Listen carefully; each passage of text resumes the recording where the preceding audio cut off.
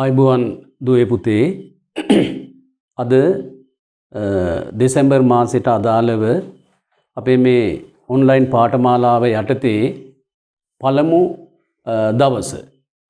එතකොට දෙසැම්බර් මාසයට අදාළව සෑම අඟහරුවාදාවකම සුපුරුදු වෙලාවට අපේ පාඨමාලාව ඉදිරියට පවත්වාගෙන යනවා.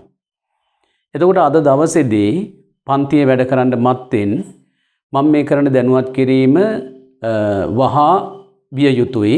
මෙන්න මේකයි දැනුවත් කිරීම. ඔබ ළඟ මෙන්න මේ නන්දි වාණිජ කතාවස්තුව කියන එක තියෙනවා. මේක තියෙන්න ඕන. අද දවසේදී මේකෙදිත් අපි වැඩ කරනවා.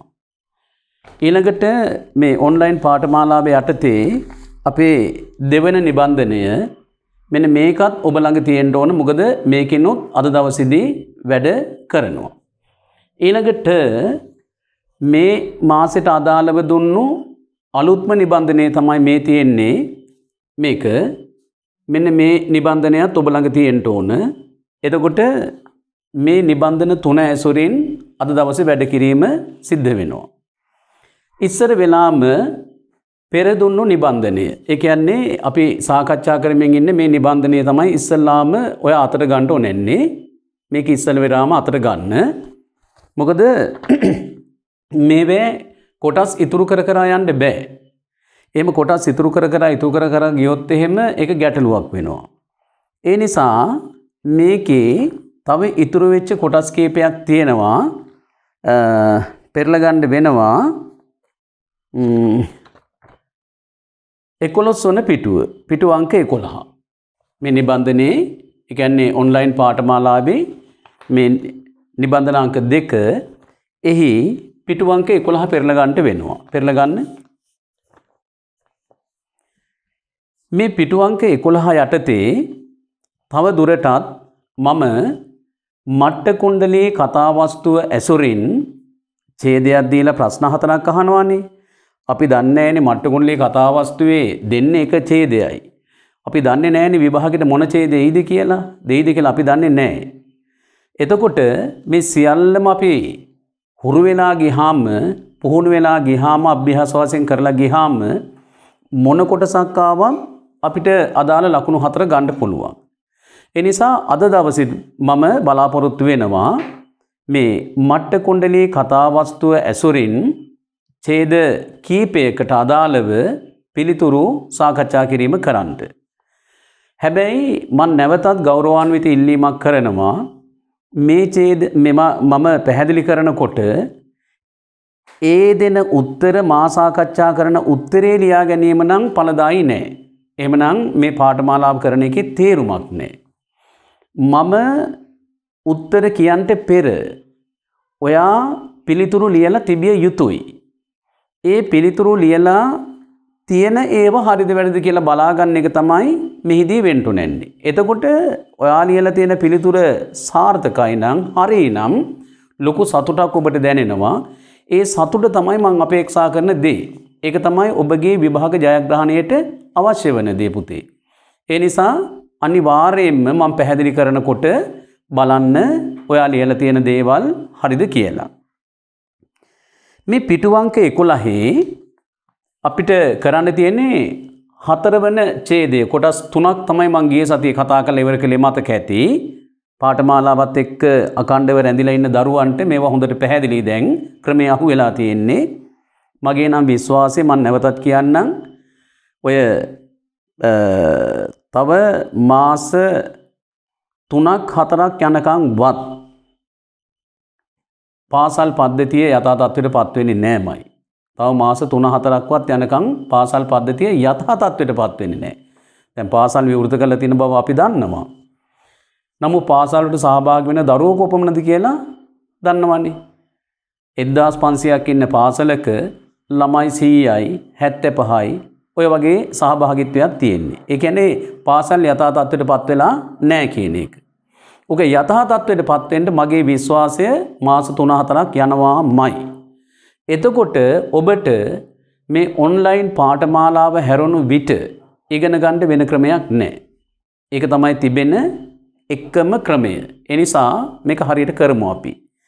දැන් මේ 11 වන පිටුවේ බලන්න 4 වන පරිච්ඡේදය ගත්තාම ඒ පරිච්ඡේදය මෙසේ මේ කුලදරුවාණන් නිසා බොහෝ ප්‍රයෝජන වෙයි දැන. මේක මං පෙරත් එක අවස්ථාවකදී කතා කළා. එදා මේ පාඨමාලාවට සහභාගී වෙච්ච දරුවෝ බොහොම අඩුයි. ඒ නිසාම මේ කොටස මම නැවතත් මේකට ඇතුල් කළා. නැත්තම් නිබන්ධනාංක 1 මෙන්න මේකේ නිබන්ධනාංක 1 මෙන්න මේකේ මේ කියන කොටස තියෙනවා. මේ ප්‍රශ්න 4ම තියෙනවා. හැබැයි ළමයි ගොඩාක් සහභාගී නොවුණු නිසා ඒ ඡේදය මම මෙතෙන්ට යලි වාරයක් ඇතුල් කරලා තියෙනවා. ඒක අපි කතා කරමු. මෙසේ මේ කුලදරුවාණන් නිසා බොහෝ ප්‍රයෝජන වෙයි දැන වදාරා. දෙවන දවස් උදාසන අලතා පිඩක ඇති වූ පබළු දලු වැනි වූ ඔයාදී වශයෙන් දිග විස්තරයක් මේ ධර්මසේන හාමුදුරුවෝ මට්ට කුණ්ඩලී කතාවස්තුව ඇසුරින් ඉදිරිපත් කරලා තියෙනවා. නැත්නම් මට්ට කුණ්ඩලී කතාව තුළ ඇතුළත් කරලා තියෙනවා. මේ බුදුන් වහන්සේ දිව්‍යමය ඇසින් බැලුවා තමන් වහන්සේ අද කාටද පිහිට වෙන්න උවමනා අවශ්‍ය කෙනා කවුද කියලා බැලුවා. පෙර බුදුවරුන් වහන්සේගේ කාලයෙහිදී පින්දහම් කරපු කුසල් කරපු ඒ අයව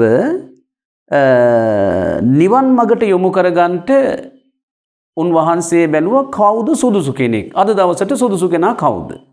ඒ බලනකොට තමයි උන්වහන්සේගේ ප්‍රඥා ඇසට බුදු ඇසට ලක්වන්නේ මට්ට කුණ්ඩලී කියන කුමරුවා.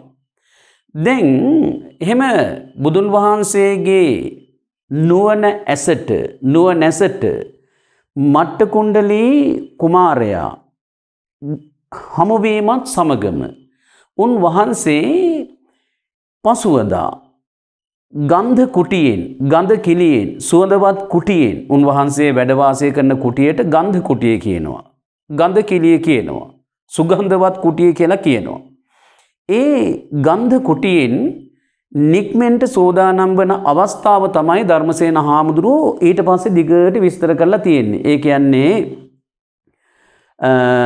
ත්‍රිමණ්ඩල පටිච්චාදන වශයෙන් ඒ කියන්නේ දෙදනත් නාභිය කියන්නේ පෙකණිය වැසෙනසේ අඳනය පොරවගෙන ඊට අමතරව ඒ මත්තෙහි පටි ධාතුව වැළඳගෙන ඊට අමතරව පොරවන සිවුර වැළඳගෙන උන්වහන්සේ දැන් මේ ගමනට සෝදානම් වෙනවා. ඕක තමයි සිද්ධිය. මෙතන පැහැදිලි කරන්නේ ඒකයි.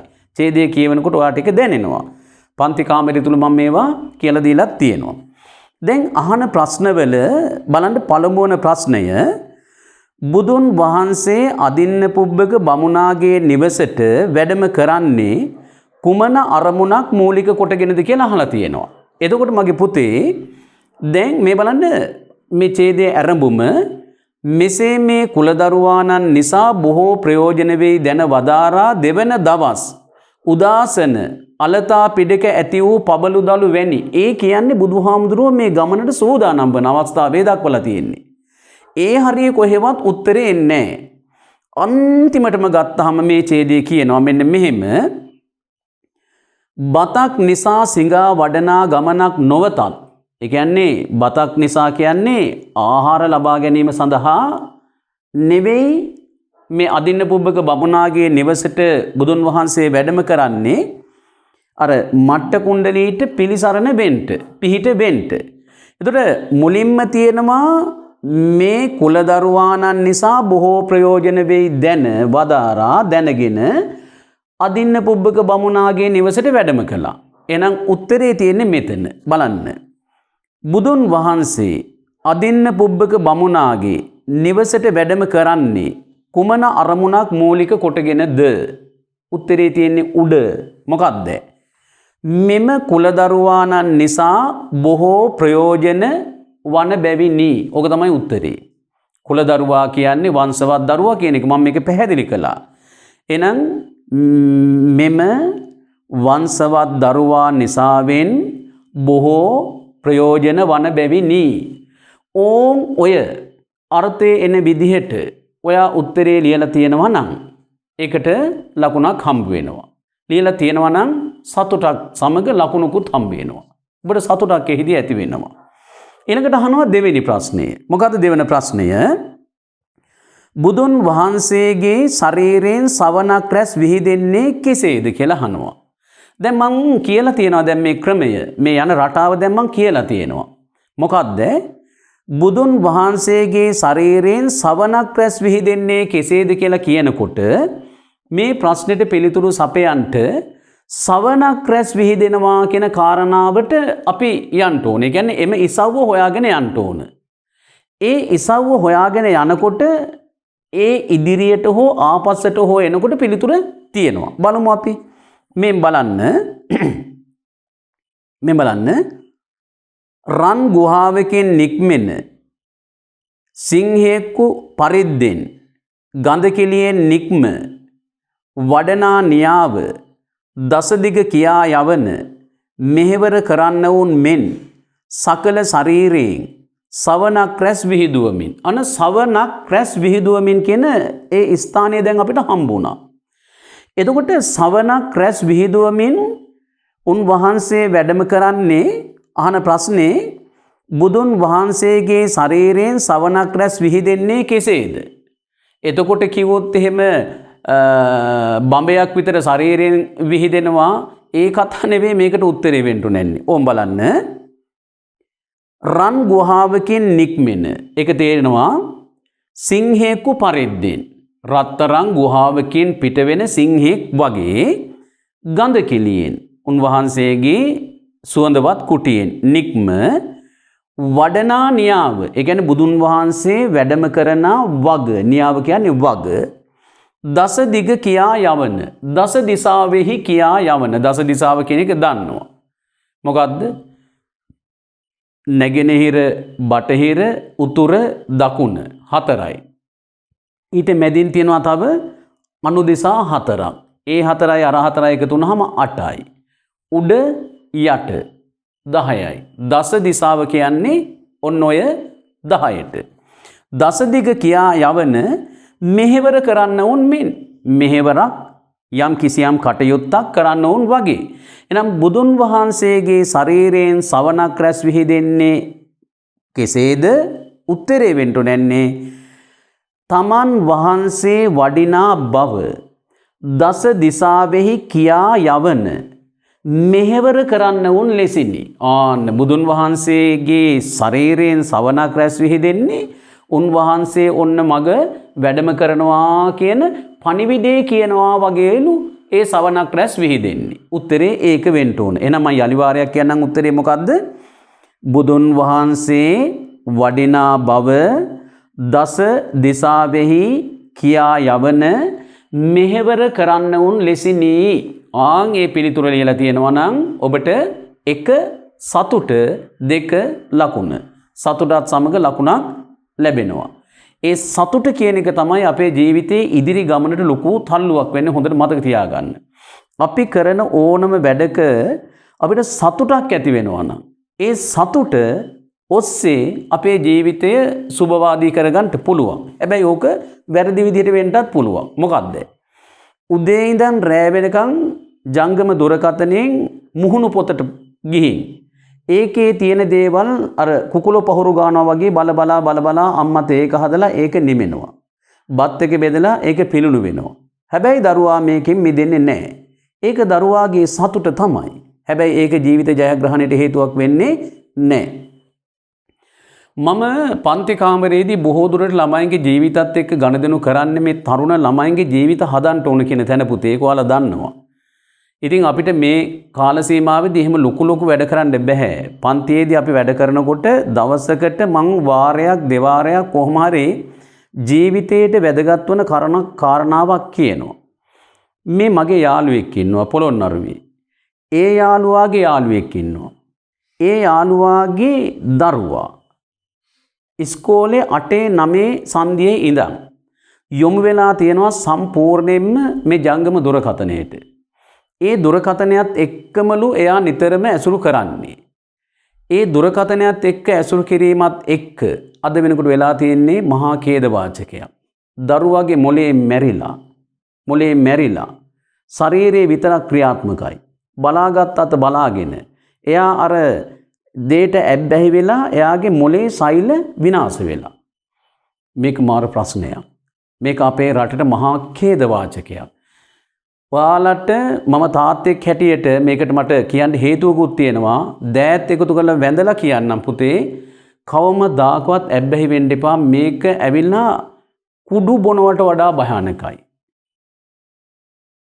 තව තියෙන වර්ග තියෙනවා මම දන්නේ නැහැ නෙවෙයි දන්නවා. කියන්ට ඒ කියන්නේ අපිට දැන් මේ ගමන මම මේකේ රචනා මාතෘකාවක් ඇතුළත් කරලා තියෙනවා. ඒකෙත් මම පෙන්눔 කරලා දීලා තියෙන්නේ මත්ද්‍රව්‍ය සිගරට් දුම් බැටි වැනි දේවල් වලින් දරුවොන් මුදවා ගමු කියන කාරණාවට. එතකොට ජංගම දුරකථනයට ඇබ්බැහි වුණොත් ඔය ගේම් ගහන ඒවට ඇබ්බැහි වුණොත් ඒ කුඩු ගැහුවට වඩා භයානකයි. පැහැදිලිවම ඒක තමයි තත්ත්වය. අපි විකෘති මිනිසු කරනවා. යන්ට ඒ වැඩේ කරන්න මං එපාම කියන්නේ එහෙම තහංචි දාන්නේ ටිකක්. බොහොම කෙටි වෙලාවක්. ඊට පස්සේ ඒකෙන් මිදෙන්න. එතකොට ජීවිතය කියලා කියන්නේ මේකෙම එලිලා ඉන්නකොට බලන්නකො දෙමව්පියෝ නොමැරී මැරෙනවා ගෙවල් වල ওই තත්ත්වයේ තුල. මේ ළඟ අහගෙන ඉන්නවනම් අම්මලා තාත්තලා කියයි අනේ සර් ඇත්ත මේ කතාව කියලා. මං දන්නවා දරුවන්ගේ හැටි. දෙමව්පියෝ නොමැරී මැරෙනවා. ඇයි කොයි වෙලේ බැලුවත් කකුල් දෙක ගන්නවා ටීපෝ එකකට එහෙම නැත්නම් ඉඳ ගන්න පුටුව උඩට මූණ කට හොදන්නේ නැහැ තරුණ ළමයි රැවුලක් කපන්නේ නැහැ කොණ්ඩයක් පීරන්නේ නැහැ සම්පූර්ණයෙන්ම මේකට ඇබ්බැහි වෙලා මේකෙන් මිදෙන්න මේකෙන් ගියොත් ප්‍රශ්නයක් දැන් ඔයාගේ වයස අවුරුදු 18ක් 19ක් වෙනවනේ මගේ පුතේ මම මගේ අවුරුදු 17 18 අවුරුදු 15 වෙනකොට අපි කොච්චර අනාගත සැලසුම් හැදුවද මීට අවුරුදු 30කට 35කට පෙර අපිට කඩේකට ගිහලා ප්ලේන් ටිකක් බොන්න සල්ලි තිබ්බේ නැහැ. පැහැදිලි. කැම්පස් එකේ ඉන්න කාලෙදී ප්ලේන් ටිකක් රුපියලයි අපේ කාලේ. බත් එකක් 4.50යි. එළවලු බත් එකක් 4.50යි. මට ප්ලේන් ටිකක් බොන්න නැතුව මම ඉඳලා තියෙනවා. බොන්නේ නැහැ. 4.50ට බත් එකක් ආපුවම විශ්වවිද්‍යාලයේ ගිය අම්මලා තාත්තලා ඇති මේ දරුවන්ගේ මං විශ්වවිද්‍යාලයේ ඉන්න කාලේ ඉගෙන ගන්න කාලෙදී කෑම එකක් එළවලු කෑම එකක් රුපියල් 4.50යි. එළවලු කෑම එකක් රුපියල් 4.50ට අරගෙන තව මදිනම් අඩුව ගන්න පුළුවන්. එහෙම එකක් තියෙනවා. අඩු දෙනවා කියලා එකක් කියනවා. එතකොට ඉඳුල් පිඟාන දුන්නාම අඩුවක් දෙනවා. ඒකට 1.50ක් දෙන්න ඕන. මට 4.50ක් නෑ කෑම එකක් කන්න. යාළුවේ කෑම එක කනකන් ඉඳලා ඉඳුල් පිඟාන අරගෙන 1.50ක් දීලා අඩුව කනවා.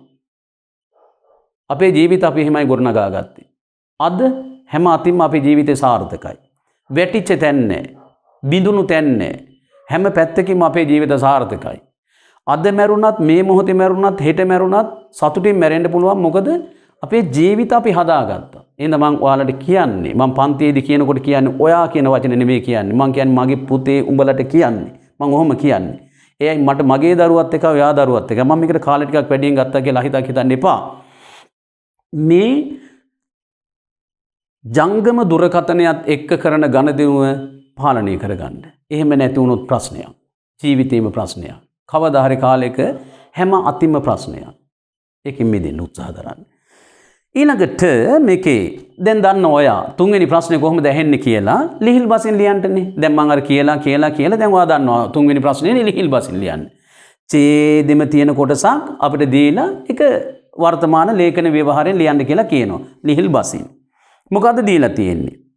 නොග පක් සමූහයක් වැනි වූ දෝ හෝ නොහොත් බඳු වදමල් ඇතිරියක් වැනි වූ සුගත් පොරෝනා සිවුර රත් පලසකින් ඇත් කුඹක් වසක් නාහු මෙන් කියලා තියෙනවා.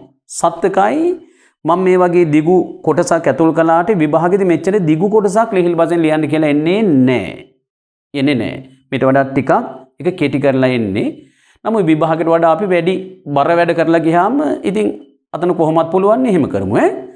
එහෙනම් මෙතන මේ නුග පක් කියලා කිව්වේ නුග ගෙඩි කියන තේරුම. දැන් ඒක ඔළුවේ තැම්පත් කරගන්න නුග ගෙඩි.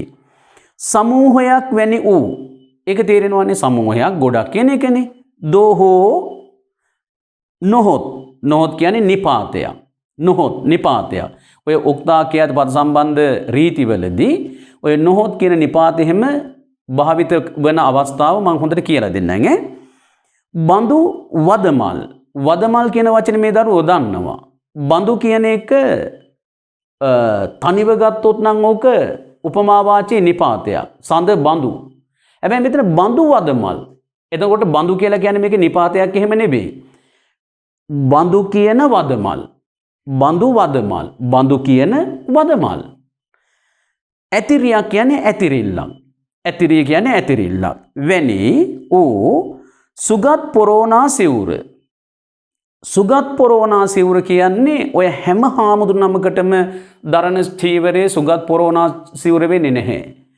බුදුන් වහන්සේ පොරවන චීවරයට තමයි සුගත් පොරෝනා සිවුර කියලා කියන්නේ. ඇයි? සුගත ලෝනා සම්බුද්ධ රාජා සුගත් බුදුන් වහන්සේට තව නමක්. එහෙනම් සුගත් පොරෝනා සිවුර කියන්නේ බුදුන් වහන්සේගේ පොරෝනා සිවුර. රත් පලසකින්. රක් කියන්නේ රක්ත වර්ණ, පලස කියන්නේ ඇතිරිල්ල කියන තේරුම ගන්න පුළුවන්. ඇත් කුඹක්. ඇතෙකුගේ කුම්බස්තලයේ මේ නළල ප්‍රදේශයට කියන්නේ කුම්බස්තලය කියලා කියනවා. වසත්නාහු මෙන් වසනවා වගේ. දැන් වචන මෙන්න බලන්න අපි පුරාතන ගද්‍ය සංග්‍රහයේ තියෙන ඔය කතාවස්තු 8 ඉගෙන ගන්නකොට මම හැම විටම ඔයාට අමාරු වචන, පැරණි වචන වල තේරුම් දෙනවා. තේරුම් දෙනවා. නිකම්ම නිකන් ඒක මම මේ පැත්තක ලියන්න දෙන්නේ නැහැ. ඒ වචනේ ඡේදය කියාගෙන යනකොට ඒ අදාළ තැන ඒ වචනේ ආපුවම මම මේක විස්තර කරලා ඒ වචන අර්ථය දෙනවා. තේරුම දෙනවා. මේ වචන දැනගෙන හිටියේ නැත්තම් ඔයා හිතන්න මේ ලිහිල් බසින් ලියන්ට කියන කොටස අපිට කරගන්න පුළුවන් වෙයිද? කරගන්න බෑ. ඇයි? අර වචන අර්ථ දන්නේ නැති හින්දා. එතකොට කොටස් 4කට ඔය ලිහිල් බසින් ලියන්න කියලා කොටස් 4ක් දෙනවනේ. එතකොට වචනාර්ථ දැනගෙන හිටියේ නැත්නම් ලකුණු 4ක් අපිට අහිමි වෙනවා. ඉඳා නිතරම මේ පැරණි පොතපතෙහි අපිට අධ්‍යයනයේ තියෙන පොත්පත්වල ඒ වචන වල අර්ථ හොඳට තේරුම් ගැනීම අවශ්‍යයි. ඒක කරන්න ඕන. එහෙනම් දැන් මොකද්ද මේක ලිහිල් බසින් ලියලා තියෙන්නේ? බලන්න ඔයා ලියලා තියෙනවා හරිද කියලා. මොකද මම පන්තියේ මේක ඉගෙනුවානේ. නෑ කියන්න බෑ. හැම පන්තියකම උගන්ලා තියෙනවා. එහෙනම් මෙහෙම එන්න ඕන. නුග ගෙඩි සමූහයක් වැනි වූ දෝහෝ නොහොත් බඳු වදමල් ඇතිරිල්ලක් වැනි වූ බුදුන් වහන්සේගේ පොරෝනා සිවුර රක්ත වර්ණ වස්ත්‍රයකින් ඇතෙකුගේ කුම්බස්තලයේ වසක්නාහු මෙන් වසනවා මෙන් ආන් ඒ විදිහට ලියවිලා තියෙනවා නම් ලකුණු හම්බ වෙනවා. ඊළඟට පුන් සඳ යන පදයට කෙටි විවරණ සපයන්න. ආන්න පුන් සඳ කිව්වහම මේ දරුවන්ට එකපාරටම හිතේ පූර්ණ චන්ද්‍රයා. පූර්ණ චන්ද්‍රයා පුන් සඳ. පුන් සඳ කිව්වා නම් ඒක තත්බහුව වචනයක්. අතන පූර්ණ චන්ද්‍රයා කියන එක තමයි අපි මෙහෙට පුන් සඳ කියලා අරන් තියෙන්නේ. එතකොට සඳ කියන එක වටකුරුයි. මට කෙලින් ඉරක්වත් අඳින්න බෑ ඇද වෙනවා. නමුත් පොඩි උත්සාහකයේ දෙන්නම් මම මේක පෙන්වන්න. සඳ කියන එක මෙන්න මෙහෙම වටකුරුයිනේ. දැන් සමහර කාලවල අපි දකිනවා ඔය හඳ බොහොම චුට්ටයි අපිට පේන්නේ. මෙහෙම පොඩි පෙත්තක් වගේ ඔන්නෝම පේනවා. දැන් තව කාලයක් ගියාම මේක තව ටිකක් පළල් වෙලා පේනවා. ඔහොම වෙලා මේ චක්‍රාකාරව වටකුරුව මෙන්න මේ විදිහට හඳ සම්පූර්ණ වෙන්න දැන් මේ කොටසකට මේ පොඩි කොටසක් අපි හඳුනනවා මොකක් කියලා දන්නවද? ඔව් මෙන්න මේ කොටසක් කලාවක් කියලා කියනවා. කලා. එතකොට සොළොස් කලාවක්. සොළොස කියන්නේ 16. සොළොස කියන්නේ 16. ඔන්න දැන් ඔන්න එක කලාවක්. ඕන් හඳේ අපිට එක අවස්ථාවක් පේන හැටි. මේ එක කලාවක්. මේ තව ටිකක් යනකොට මෙන්න මෙහෙම තව ටිකක් යනකොට ඕන් තව ටිකක් යනකොට මෙන්න මෙහෙම කලා 16ක්. 16 කියන්නේ 16ට. 16 කියන්නේ 16ට. මෙන්න මෙහෙම කලා 16ක් සම්පූර්ණ හැම පස්සේ තමයි මේ විදිහට සම්පූර්ණ සඳ මතුවෙන්නේ. එහෙනම් පුන් සඳ කියන්නේ මොකක්ද දන්නවද? ඔය සොලොස් කලා සපිරි සඳසේ කියලා එහෙම කියන්නේ පුන් සඳ කියලා කියන්නේ විස්තරේ දැන් දෙන්න ඕන. මොකක්ද? පුන් සඳ යනු පූර්ණ චන්ද්‍රයා යන අරුතගෙන දෙයි. කලා 16ක්. සොලොස් කියන වචනේ අපි ගමු 16 කියලා. එහෙම කිව්වත් කමන්නේ. සොලොස් කිව්වත් ප්‍රශ්නයක් නැහැ. කලා 16ක්. සම්පූර්ණ වීමෙන් මතුවන සඳ පුන් සඳ නම් වෙයි. මෙන්න මේ වගේ කෙටි විවරණයක් සපයන්න ඕන. දැන් මම ආයෙ කියන්නම්. මේක මේ පළවෙනි වතාවට අපිට හම්බෙන්නේ පුන් සඳ කියන වචනය. ඉතින් මම කියන්නම්. පුන් සඳ යනු පූර්ණ චන්ද්‍රයා යන අර්ථයම ගෙන දෙයි. පූර්ණ චන්ද්‍රයා බවට පත්වීමට කලාවන් 16ක් 16ක් සම්පූර්ණ විය යුතුය.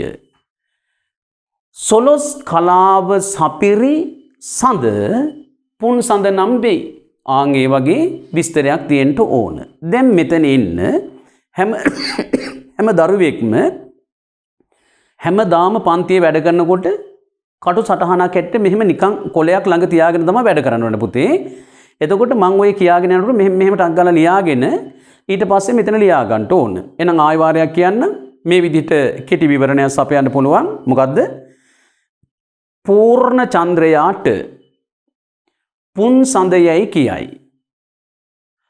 කලා 16ක් හෙවත් කලා 16ක් සම්පූර්ණත්වයට පත්වීමෙන් පුන් සඳ මතුවේ.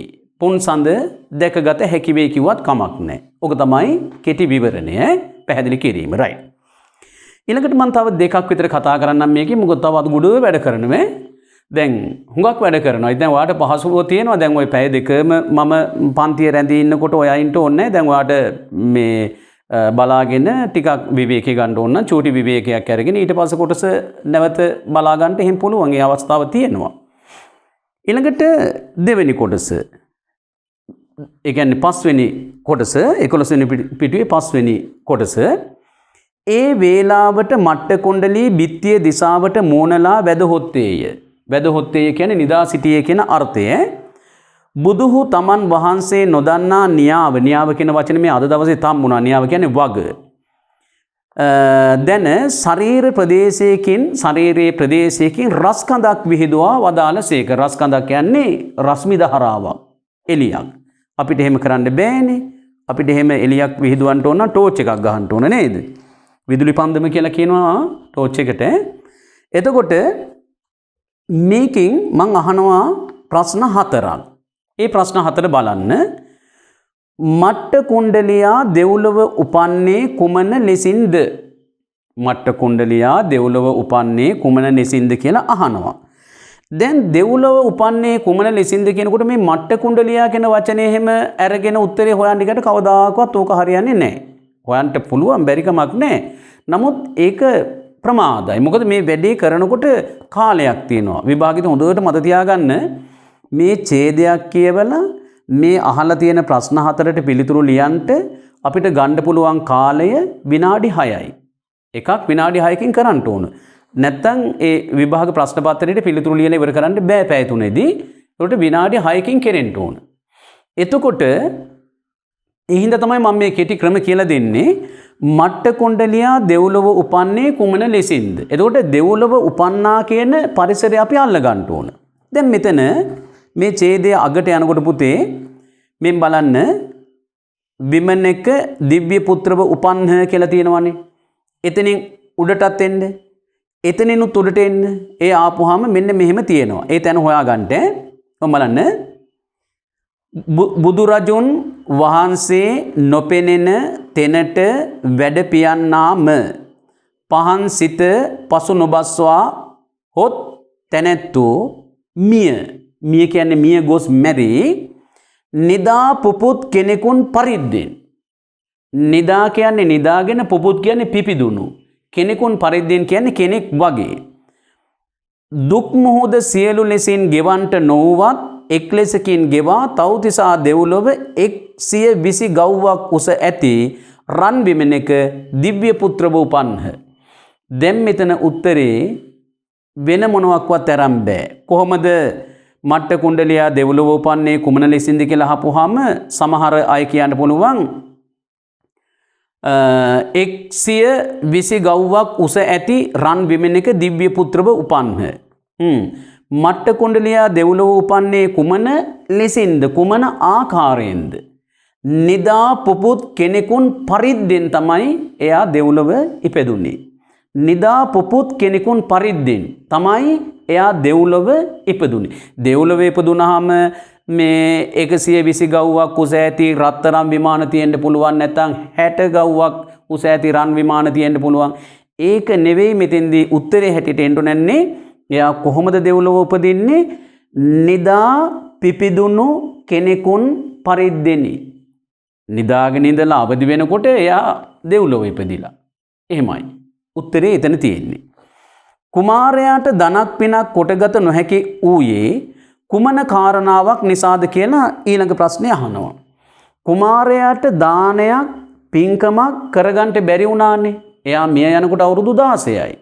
ඒ කාල සීමාව තුල කවමදාකවත් දානයක් දී ගන්න බැරි වුණා බුදුහාමුදුරන්ටවත් බුදුන් වහන්සේගේ බුද්ධ පුත්‍රයෙකුටවත් දන් දීමක් පින් රැස් කිරීමක් කරගන්න බැරි වුණා.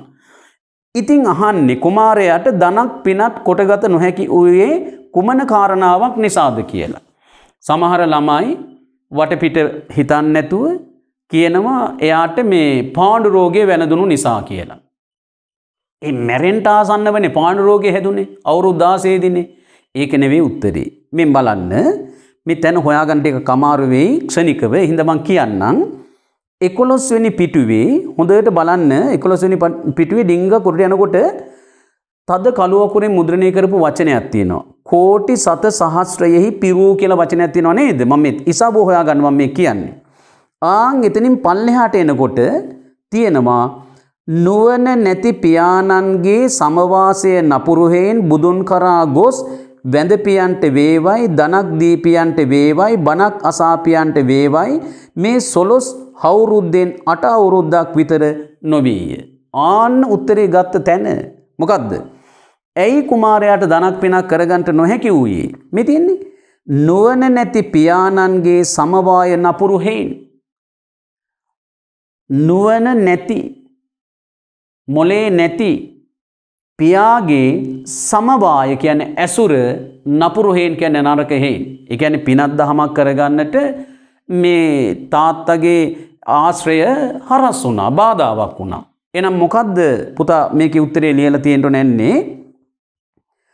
නුවණ නැති පියාණන්ගේ ඇසුර නපුරු වූ බැවිනි. තාත්තා පින්කමක් කරන්නට පුතාව යැව්වේ නැහැ. ඒ අවස්ථාව දුන්නේ නැහැ. ඒ කාරණාව ලියවලා තියෙන්න ඕන. දැන් ඔබ දන්නවා තුන්වෙනි කොටස හැටියට මොකක්ද එන්නේ කියලා. අනිවාර්යයෙන්ම තුන්වෙනි කොටස හැටියට එන්නේ මොකද්ද? ලිහිල් බසින් ලිවීම කියන කාරණාව. මෙච්චර දිගට එන්නේ නෑමයි. නමුත් මං ඉතින් එහෙම කොටසක් දුන්නා. මොකද්ද මේ? සිටුවාලා පෙත්ත දසාවට නමාලු කලක් මෙන් මිදුල දසාවට නැමීලා වැදහොත් තැනෙත්තෝ දෙතිසක් විතර මහා පුරුෂ ලක්ෂණයෙන් හා අසිතයනු ව්‍යංජනයෙන් හා ව්‍යාම ප්‍රභා කේතුමාලායෙන් හා දසදිග පතල සවනක් බුදුරසින් හා කප් ගිනිගත් රුවන් මෙරක් මෙන්.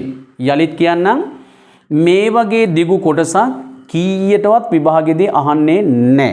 හැබැයි මම මේ වැඩ කරගෙන යනකොට මට මෙහෙම හිතුණා මේ දරුවන්ට කොහෙන් අහයිද දන්නේ නැහනේ. එහෙනම් මේ දිගු කොටසක් මෙහෙම කරලා තිබ්බහම ඒ අහන කොටස අහුවෙනවනේ. දැන් මේ දීලා තියෙන ඡේදය ගත්තොත් ඡේදයේ දිගු කොටස ගත්තොත් ලිහිල් බසෙන් ලියන්න වෙන්නේ සිටුවාලා පෙත්ත දසාවට. පෙත්ත කියලා කිව්වනම් හිතන්නකො මොකද්ද කියලා. පෙත්තක් කියලා කිව්වහම දැන් මෙතන මුනි පෙත්ත කියලා මෙතන වචනයක් තියෙනවා. දැන් පෙත්ත කිව්වහම එක එක අර්ථ ගන්න පුළුවන් නේ අපිට. පාම් පෙත්ත කිව්වොත් වෙන අර්ථයක් නෙන්නේ. ඒ වගේ එතකොට මේ පෙත්ත කියන වචනේ ගන්නකොට පොඩ්ඩක් හොයලා බලන්න ඕන. මොකක්ද දන්නවද? මුනි පෙත්තක් ගෙන. මුනි කියන්නේ බුදුහාමුදුරන්ට. එතකොට මෙතන මම මුනි කියන වචනේ දැම්මේ නැහැ. පෙත්ත කියන තැන විතරක් ගත්තා. මං ගත්තේ දරුවගේ මේ මොලේ පොඩ්ඩක් පහදන්න ඕන හින්දා. දැන් මෙහෙම සිටුවාලා පෙත්ත දිසාවට කියලා කිව්වහන් පස්සේ මේක පැටලෙනවා ළමයාට. පෙත්ත කියන්නේ මොකද්ද? දැන් බෙහෙත් පෙත්ත කියලාත් අපි කියනවනේ. පාම් පෙත්ත, බෙහෙත් පෙත්ත ඔය ආදි වශයෙන් කියන්නේ. මාළු ඒවටත් කියනවා පෙත්තක් කියලා. ඉතින් මෙතන තියෙනවා මෙන් බලන්න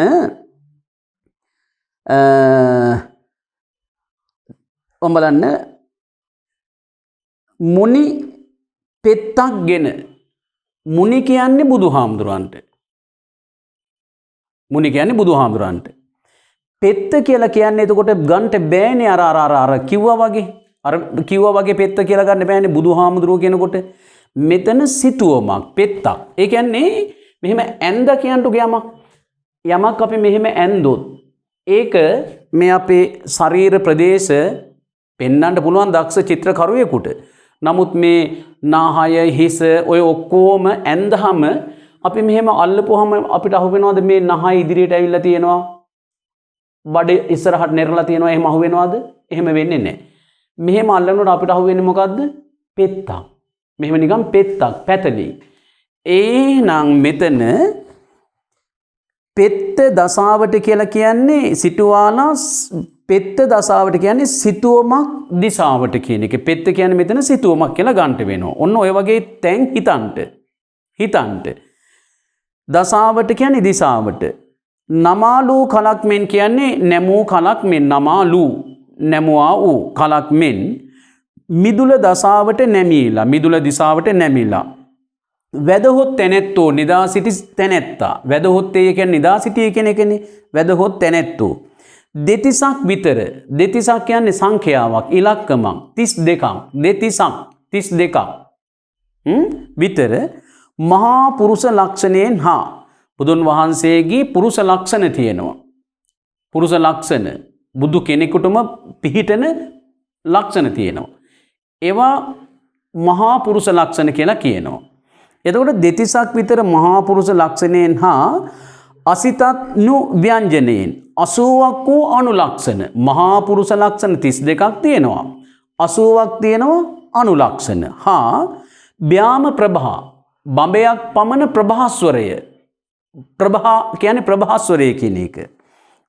කේතුමාලා ලංකාරයෙන්. කේතුමාලා කියන්නේ බුදුහාමුදුරන්ගේ සීරසේ වටා විහිදෙනවා රැස්වලල්ලම්. වර්ණ 6කින් යුක්ත. ඒකට කියන කේතුමාලා ලංකාරය කියලා කියනවා.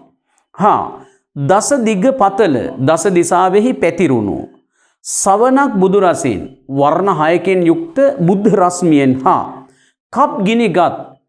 කප් කියන්නේ කල්පය. ගිනිගත් කියන්නේ ගිනිගත්තා. කල්ප අවසානයේ ගිනිගත්. කප් ගිනිගත්. රුවන් මෙරක් මෙන්. රුවන් කියන්නේ මැණික්. මෙර කියන්නේ පර්වතය. එහෙනම් මැණික් පර්වතයක් වගේ. එහෙනම් මොකද්ද මේකේ ලිහිල් බසින් ලියවෙන්න ඕන කාරණා ටික මෙන් බලන්න. සිටුවාලා හොඳට බලාගන්න නිබන්ධනේ බලාගන්න. ඒත් එක්කම අවශ්‍ය දේවල් ඉක්මනට මෙහෙම ලියා ගන්න. සිටුවාලා සිතුවමක් දිසාවට නමාලෝ සිතුවමක් දිසාවට නමාලෝ කලක් මෙන් මිදුල දිසාවට නැමීලා නිදා සිටි තැනැත්තා 32ක් පමණ මහා පුරුෂ ලක්ෂණයෙන් හා 80ක් වූ අනුලක්ෂණයෙන් හා බඹයක් තරම් වූ ප්‍රභාස්වරයෙන් නැත්නම් රශ්මි දහරාවෙන් බුදුන් වහන්සේගේ සීර්ෂය වටා විහිදෙන රැස්වලල්ල හා දස දිසාවෙහි පැතිරුණු සවනක් බුද්ධ රශ්මියෙන් වර්ණ 6කින් යුක්ත බුද්ධ රශ්මියෙන් හා කල්ප අවසානයේ ගිනිගත් මැණික් පර්වතයක් මෙන්. කෙටි කොටසක් දීලා මේ අහන්නේ හින්දා මම මෙහෙම කිව්වා කියලා හිත මේ කරගන්න එපා. ඊළඟට 4 වෙනි එක. කෝටි සත ශාස්ත්‍රයේ යන පදයට කෙටි විවරණ සපයන්න. මෙතන තියෙන්නේ සංඛ්‍යා දත්ත ටිකක්නේ. කෝටි කියන එක මේ දරුවෝ දන්නවා. සත කියන්නේ සත කිව්වහම එක එක අර්ථ ගන්න පුළුවන් බව ඇත්ත. හැබැයි මෙතන දාලා තියෙන්නේ සත කියනකොට තාලුජ සයන්න තයන්න. එතන සත කියලා කිව්වේ පුතේ 100. එහෙනම් මෙතන කෝටි කියලා කිව්වේ කෝටි සත කියන්නේ 100ය. සත සංවත්සරය කියලා එහෙම කියන්නේ. එතකොට සත කියලා කියන්නේ 100ය. සහස්‍රය කියන්නේ 1000. ඉලක්කම් ටිකක් මෙතන මේ තියෙන්නේ. සංඛ්‍යා දත්ත ටිකක් තියෙන්නේ. එන මොනවාද? කෝටි කියන්නේ කෝටි තමයි, වෙනසක් නැහැ. සත කියන්නේ 100ය. සහස්‍රය කියන්නේ 1000. ඒක එහෙනම් කොහොමද අපි කෙටි විවරණ ලියන්නේ? ඒක මෙහෙම ලියවෙන්න ඕන. මේ බලන්න. කෝටි යන සංඛ්‍යා අර්ථය ගෙන දෙයි. සත 100 යන අර්ථය ගෙන දෙයි. සහස්‍රයෙහි 1000 යන අර්ථය ගෙන දෙයි. එසේනම් කෝටි සත සහස්‍රයෙහි යනු කෝටි 100,000 යන අර්ථය ගෙන දෙයි. ලස්සන ලියන්න පුළුවන්නේ. කෙටි විවරණ ලියනකොට මම ඔය කියනවා නිකන් එක වචනයකින් විතරක් ලිව්වට ඒක සම්පූර්ණ වෙන්නේ නැහැ. කෙටි විවරණ ලියනකොට ඒකට විස්තරයක් ලියවෙන්න ඕනේ. එහෙනම් කොහොමද ලියන්නේ? දැන් ආයෙ බලා ගන්න. කෝටි යනු කෝටි යන අර්ථය ගෙන දෙයි. සත යනු 100 යන අර්ථය ගෙන දෙයි. සහස්‍රය යනු 1000 යන අර්ථය ගෙන දෙයි. එසේනම් කෝටි සත සහස්‍රයෙහි යනු කෝටි 100,000 යන අර්ථය ගෙන දෙයි. ඒ විදිහට ලිව්වහම උත්තරේ සාර්ථක උත්තරයක් බවට පත් වෙනවා. ඔව්. තව එක කොටසක් මේක ඉවර කරමු. එතකොට ලබන සතියෙන් මට ඉවර කරගන්න පුළුවන් මේ දෙවන නිබන්ධනයේ මේ අහලා තියෙන කොටස් ටික. මොකද දැන් අපි නන්දි වාණිජ කතාවස්තුව පටන් ගත්තනේ පුතේ. දැන් නන්දි වාණිජ කතාවස්තුවට අදාළව ඔය මේ නව නිබන්ධනයේ මේ වගේම ප්‍රශ්න අහලා තියෙනවා. ඒ නිසා මේකට තව එකක් කතා කරලා ඉමු එහෙනම් 12 වෙනි පිටුවේ 6 වෙනි කොටස මේ කතා කරන්නට යන්නේ. මට්ට කුණ්ඩලී ඒ අසා මාගේ රත මැදිරියෙක් ඇත. ඒ තෙමේත් ඝන රන්මුවාය. ඊට නිසි වූ සක්සඟලක් නොලැබෙමි. ඔය ආදී වශයෙන් විස්තරේ කරගෙන ගිහින් තියෙනවා. ඡේදය එහෙමයි තියෙන්නේ. ඒක අහනවා ප්‍රශ්න 4ක්. මට්ට කුණ්ඩලී ශෝක වීමට හේතුව කුමක්ද කියලා අහනවා. දැන් මෙතන මට්ට කුණ්ඩලී ශෝක වීමට හේතුව කියලා කියනකොට මට්ට කුණ්ඩලී කියන වචනේ එහෙම අල්ලගෙන උත්තරේ හොයන්න ගියාට හරියන්නේ නැහැ. ශෝක වීමට හේතුව කියන එක හොයන්න ඕන. ශෝක වීමට හේතුව කියන කාරණාව හොයන්න ඕන. ඕම් බලන්න මම ටිකක් ඉස්සරහට කියාගෙන යනවා. මට්ට කුණ්ඩලී උඩම කොටස කියවන්න මාත් එක පොඩ්ඩක් බලා ගන්න. මට්ට කුණ්ඩලී ඒ අසා මාගේ රත මැදිරියෙක් ඇත. රත කියන්නේ රතය, මැදිරිය කියන්නේ මන්දිරය. රත මන්දිරයක් ඇත. ඒ තෙමේත් එයත් කියන අර්ථය. ඝන රන්මුවාය. රන් කියන්නේ රත්තරන්. ඝන කියන්නේ තනි. මුවා කිව්වම තේරුම් ගොඩක් තියෙනවා කියලා මම දන්නවා. හැබැයි මෙතන මේක ප්‍රත්‍යයක්, තද්දිත ප්‍රත්‍යයක්. රන් මුවා, මිනි මුවා. ඔය ආදී වශයෙන් මුවා මය කියලා ප්‍රත්‍යයනවා. ඒක ඉදිරි ඉදු ගන්නන්නම් ව්‍යාකරණයට ඉගෙනීම කරන්නම් ගැටලුවක් කරගන්න එපා. එහෙනම් මෙතන ඒ තෙමේත් කියන්නේ එය, ඝන රන්මුවාය කියන්නේ තනි රත්තරනින් නිමවන ලද්දකි කියන එක තමයි ඒකේ තේරුම. ඊට නිසි කියන වචනේ දන්නවනේ සුදුසු, යෝග්‍ය කියන අර්ථය. සක් සංගලම්. සක් කියන්නේ රෝදයට, සංගල කියන්නේ දෙක. මිරිවැඩි සංගල අපි කියන්නේ. එහෙනම් සක් සංගලක් කියන්නේ රෝද දෙකක්. නොලැබෙමි. ලැබිලා නැහැ. හිමි නැහැ. ලදොත් ජීවත් වන්නාක් මුත්. ලැබුණොත් ජීවත් වෙනවා මිස. මුත් කියන්නේ මිස. එක නිපාතයක් ඉදිරි දු ගන්නන්නම්. නොලදොත් ජීවිතේ හරිමි. ජීවිතේ අත්හරිනවා නැත්තම් ජීවිතේ හරිමි කියන්නේ මැරෙනවා කියලා වගේ ඔය කියන්නේ අර්ථය තමයි මේ කිව්වේ. කියා ශෝක හරවන්ට කාරණා වූ ශෝක කාරණේ කීහ. දැන් අහුණානේ. මට්ට කුණ්ඩලී ශෝක වීමට හේතුව කුමක්ද? ශෝක කාරණා හරවන්නට ශෝක කාරණය කීහ. ශෝකය ඇතිවීමට හේතුව මෙන්න මේකයි කියලා කිව්වා. දැන් ඔබට උත්තරේ ගන්න පුළුවන් පුතේ. ලේසියිනේ. මොකද්ද? මට්ට කුණ්ඩලී ශෝක වීමට හේතුව කුමක්ද? මොකද්ද හේතුව? තමාගේ තනි රත්තරනින් නිමවන ලද රතයට සුදුසු රෝද දෙකක් නොමැති බැවිනි. ආන් උත්තරේ. මොකද්ද? තමාගේ තනි රත්තරනින් නිමවන ලද රතයට සුදුසු රෝද දෙකක් නොමැති බැවිනි. ආන් ඒ හින්දා තමයි මට්ට කුණ්ඩලී ශෝක වෙන්නේ. පැහැදිලි? ඊළඟට අදින්න පුබ්බක බමුණා සක් සඟලක් මෙන්න මෙතන පොඩි වැරද්දක් තියෙනවා බලා ගන්න හැමෝම. මේ අකුරු වල පොඩි පෙරලියක් ඇති වෙලා තියෙනවා. එහෙම වෙනවා. පත්‍රයක් ගත්තොත් පත්‍රවල තියෙන මෙලකදී මම දැක්ක හාමුදුරුවෝ ධර්ම දේශනාවක් කරනකොට අපහාසයක් කරනවා නෙවෙයි, මම හොඳ බෞද්ධයෙක්. හාමුදුරුවන්ට අපහාස කරන්නේ නැහැ. නමුත් හාමුදුරුවන්ට තුන්වෙනුවට කියන්න ඕනේ කාමේසු මිච්ඡාචාරා, හතරවෙනිට කියන්නේ මුසාවාදා. හාමුදුරුවන්ට තුන්වෙනුවට කියුණා මුසාවාදා කියලා, හතරවෙනිට කියුණා කාමේසු මිච්ඡාචාරා කියලා. හාමුදුරුවන්ටත් වරදිනවා. මුද්‍රණ ශිල්පයේදී වරදිනවා. ඔය අකුරක් වැරදුනහම ඒකත් අල්ලගෙන උපකාරක පන්ති ශාස්ත්‍රයේ සමහර ගුරුවරු අන්න වසන්ත කුමාර සර්ට සිංහල බෑ කියලා කියන්න පුළුවන්. ඒ හින්දා මේ වචනේ හදාගන්න. මොකද්ද?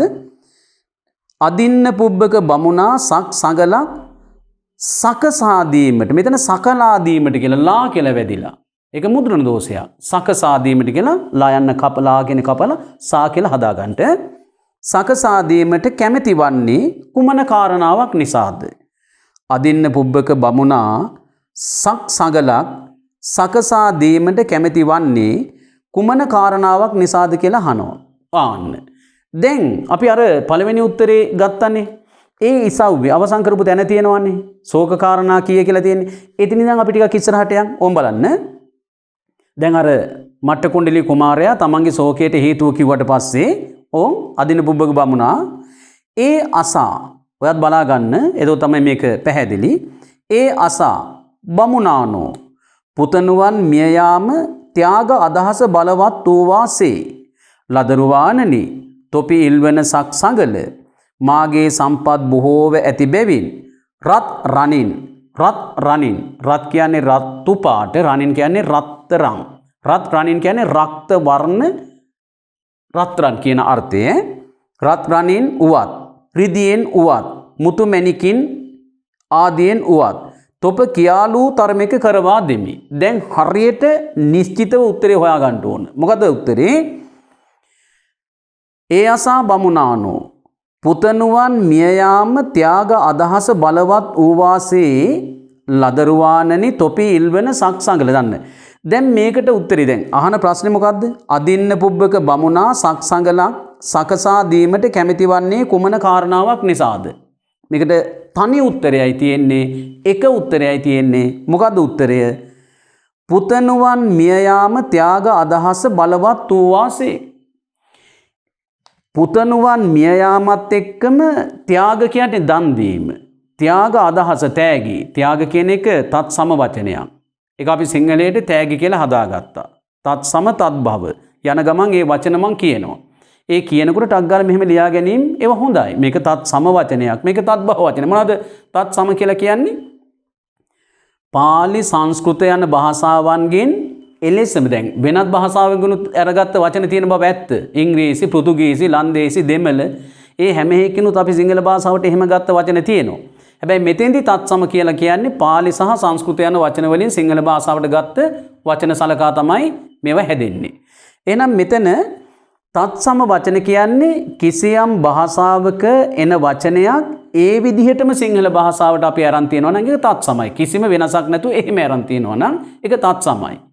තත් භව කියලා කියන්නේ එබඳු වචනයක් අපේ ක්‍රමයට අපි හදාගත්තා නම් ඒක තත් භවයි. තත් සම තත් භව. මොකක්ද තත් සම කියලා කිව්වේ? දැන් ඔය තමයි පෑන අරගෙන කොල කෑල්ලක් අරගෙන ඉක්මනට ලියා ගන්න ඕනේ කියලා මම නිතරම කියන්නේ. මොනවද තත් සම කියලා කියන්නේ? පාලි දැන් හරි උත්තරේ නම් වෙනත් භාෂාවකින් කියලා එන්න ඕන. නමුත් මෙතෙන්ට නිවැරදි වෙන්න ඕන අපිට විභාගයට අදාළ වන බැවින් මෙහෙම පාලි සංස්කෘත යන භාෂාවන්හි එන යෙදුම් එලෙසම සිංහල භාෂාවට ගැනීම තත් සම නම් වෙයි. ලියාගත්තද? කෙටියෙන් ලියාගන්න පස්සේ හදාගන්න.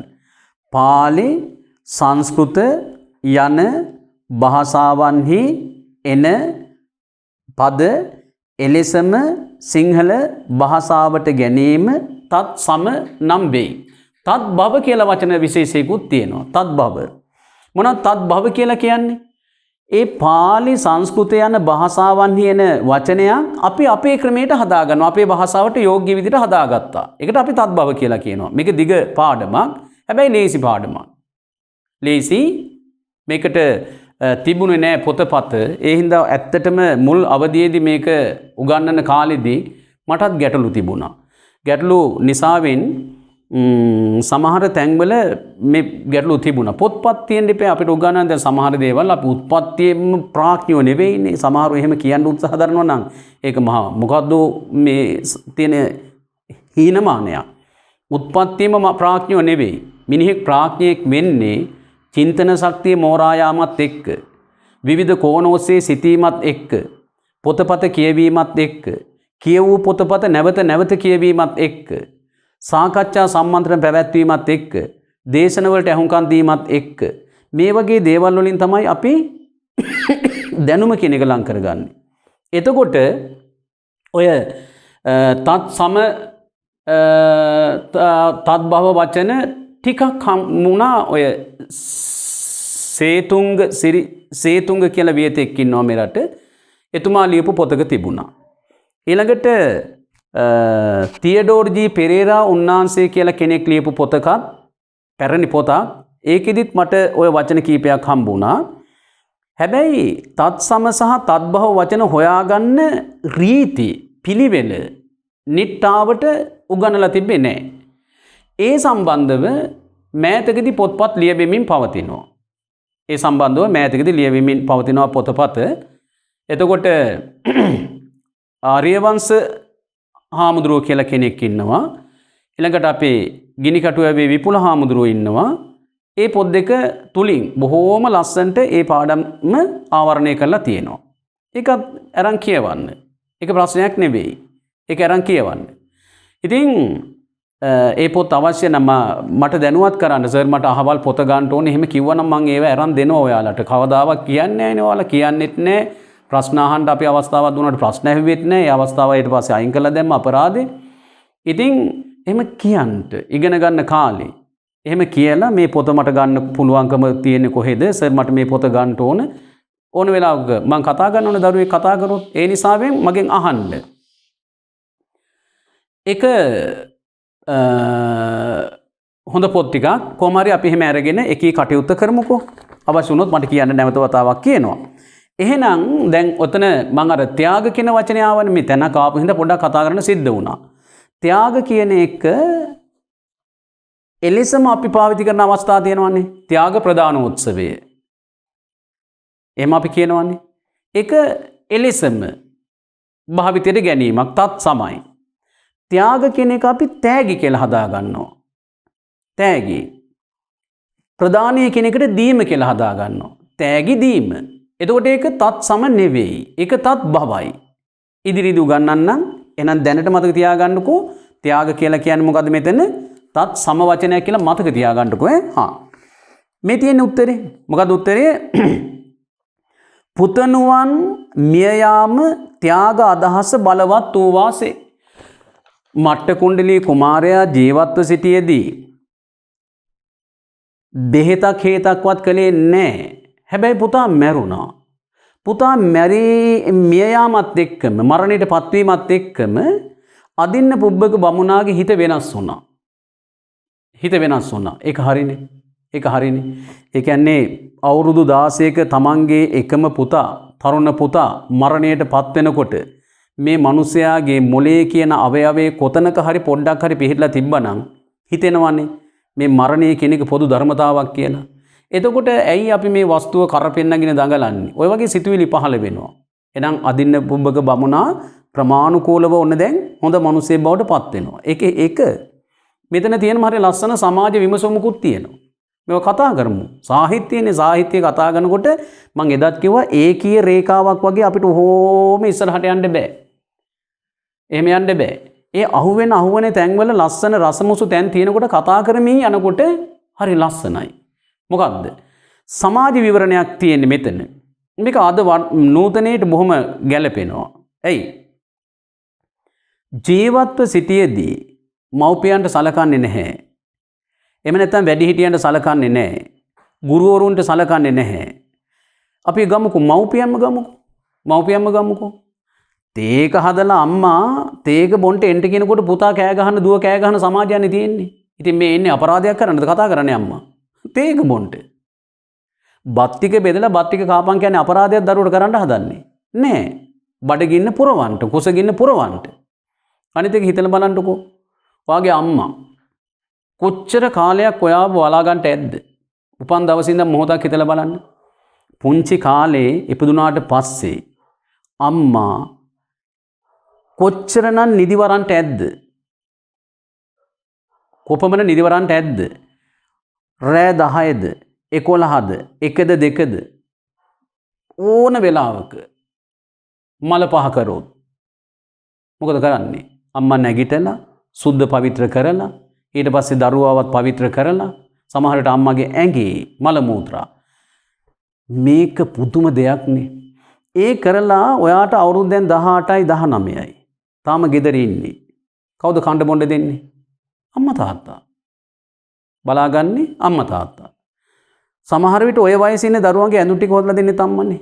ඇඳුම් හොදලා මැදලා කෑම ටික හදලා තවත් බලා ගන්නවා. අවුරුදු 20 25 20 30 වෙනකම් බලා ගන්නවා. හැම එක දිගට බලා ගන්නවා. බලන්න අම්මලාගේ තාත්තලාගේ කැපකිරීම කොච්චර දරුවෝ වෙනුවෙන් කියලා. හැබැයි ඒ අම්මා ඒ තාත්තා අසනීප වෙලා මාස 3ක් බැරි වෙලාවත් හිටියා කියන්නකෝ එක තැන මල මූත්‍ර කරමින්. එක තැන ඇවිදි ගන්න බෑ මොනවක් කරන්න බෑ මල පහ කරන්නේත් එතනමයි මූත්‍රා කරන්නේත් එතනමයි. මොකද දරුවෝ කරන්නේ? මේක කරදරයක්. වැඩිහිටි නිවාසයකට ගෙනහිලා දාන්න උත්සාහ දරනවා.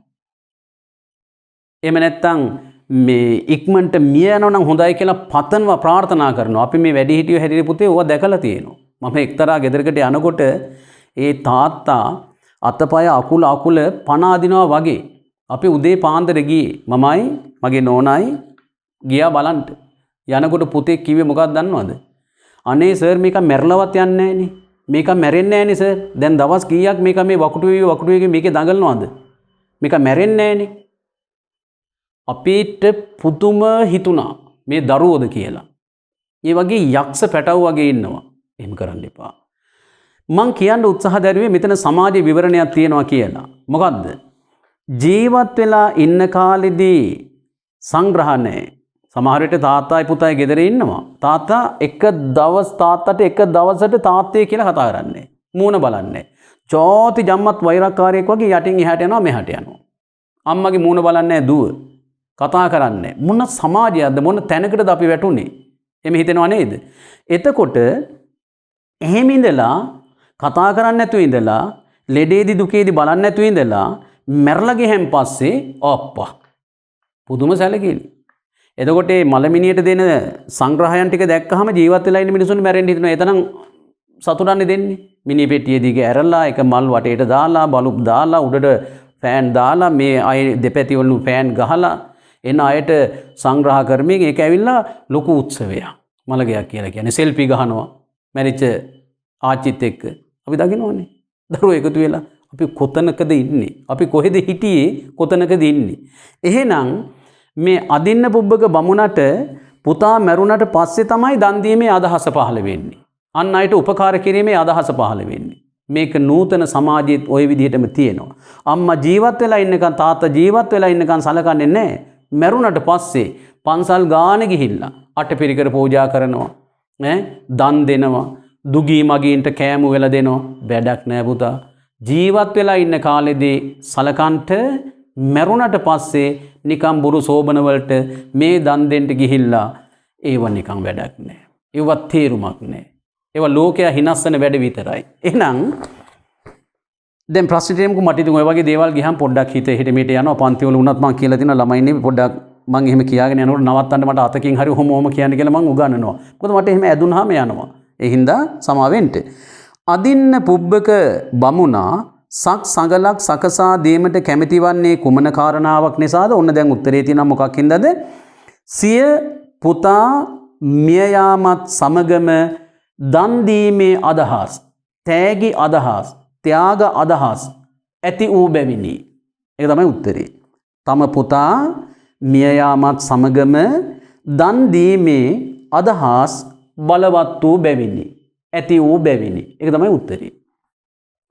ඊළඟට මාගේ රතමැදිරියෙක් ඇත ඒ තෙමේ ඝන රන්මුවාය ඊට නිසි වූ සක්සඟලක් නොලැබෙමි ලදොත් ජීවත් වන්නාක් මුත් නොලද්දොත් ජීවිතය හරිමි. මේක ලිහිල් වශයෙන් ලියන්න කියනවා. මේක අමාරු නෑනේ. මාගේ තේරුම දන්නවා. රත මැදිරියක්, රත මන්දිරයක්, මැදිරිය කියන මන්දිරයට ඇත ඒ තෙමේ එයත් ඝන රන්මුවාය තනි රත්තරනින් නිමවන ලද්දකි. ඊට එයට නිසි වූ සුදුසු වූ සක්සඟලක් නොලබමි රෝද දෙකක් නොලද්දේය.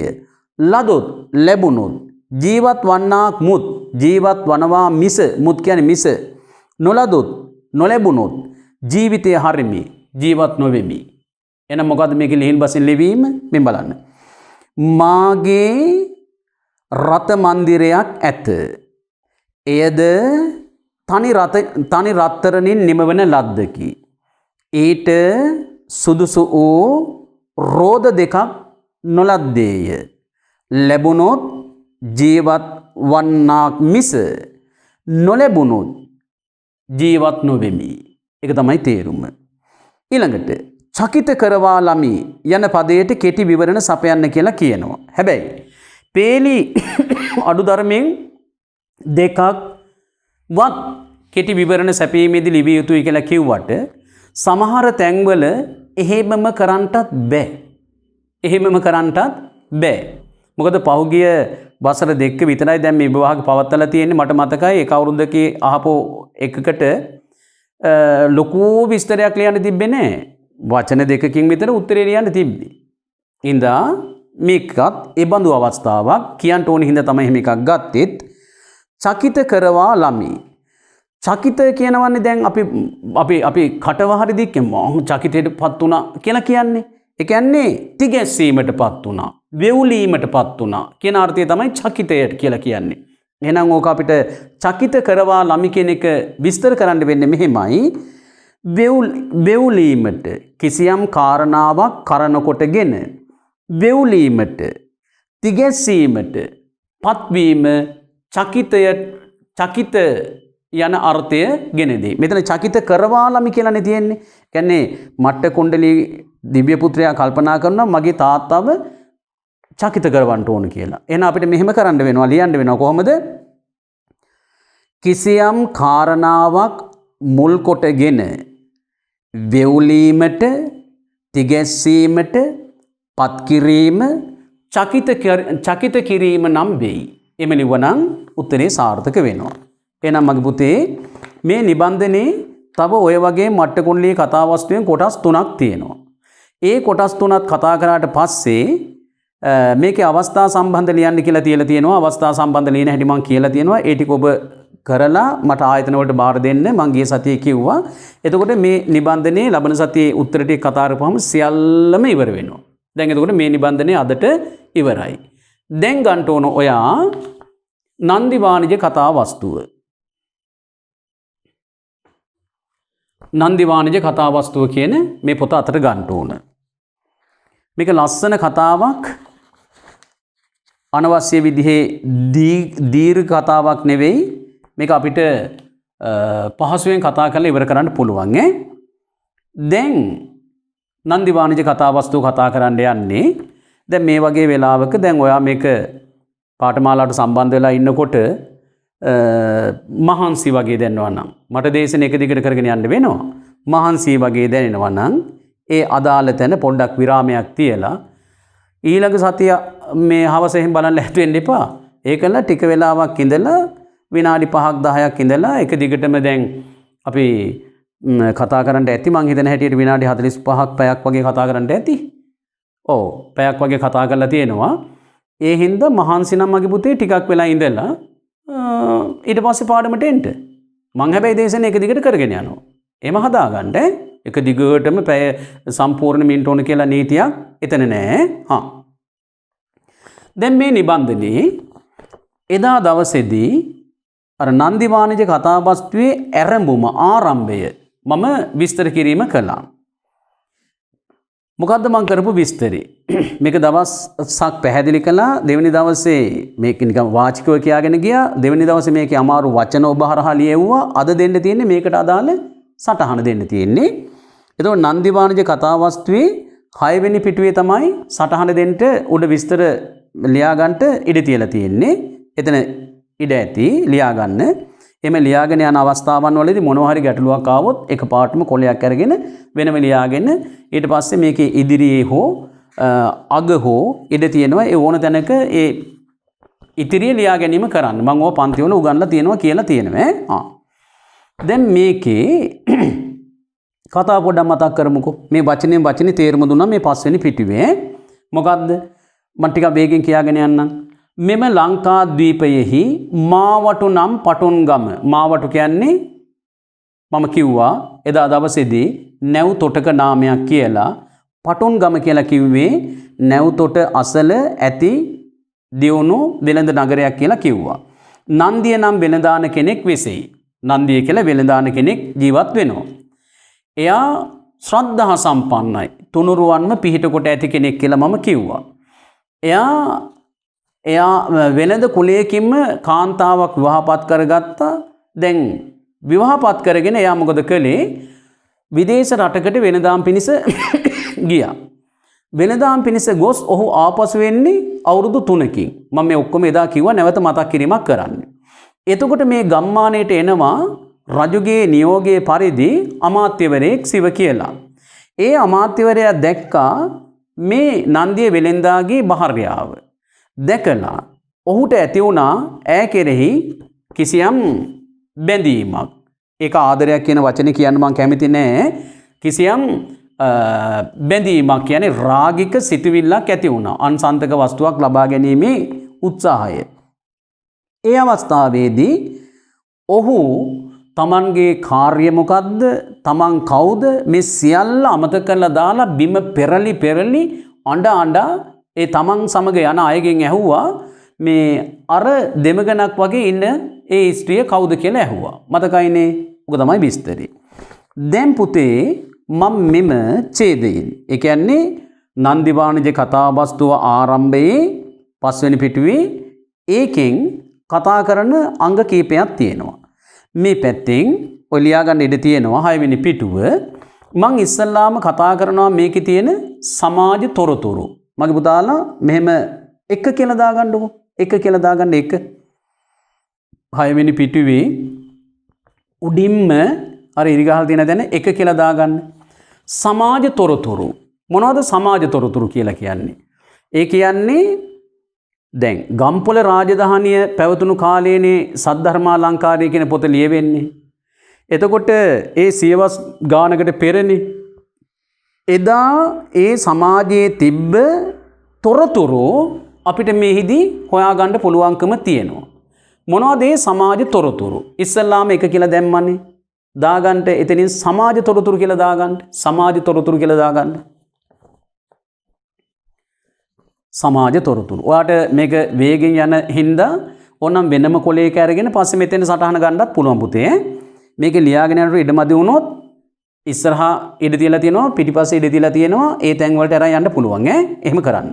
දැන් සමාජ තොරතුරු. ඒ කියන්නේ ඒ කාලේ තිබ්බ දේවල් මොනවද? මේ මම දකින එකක්. තමන් හා සමාන වෙළඳ කුලයකින් රූප සම්පන්න වූ කුමාරි කෙනෙකුන් ගෙනවුත් ආන්න. තමන් හා සමාන වෙළඳ කුලයකින්. දැන් නන්දිය කියන වෙළෙන්දා විවාහපත් කරගත්තේ තමන් හා සමාන වෙළඳ කුලයකින්මයි. වෙන කුලයකින් නෙවෙයි. එහෙනම් මොකද්ද මෙතන අපිට ගන්න පුළුවන් සමාජ තොරතුරු? සමාජ තොරතුරු තමයි මොකද්ද? එම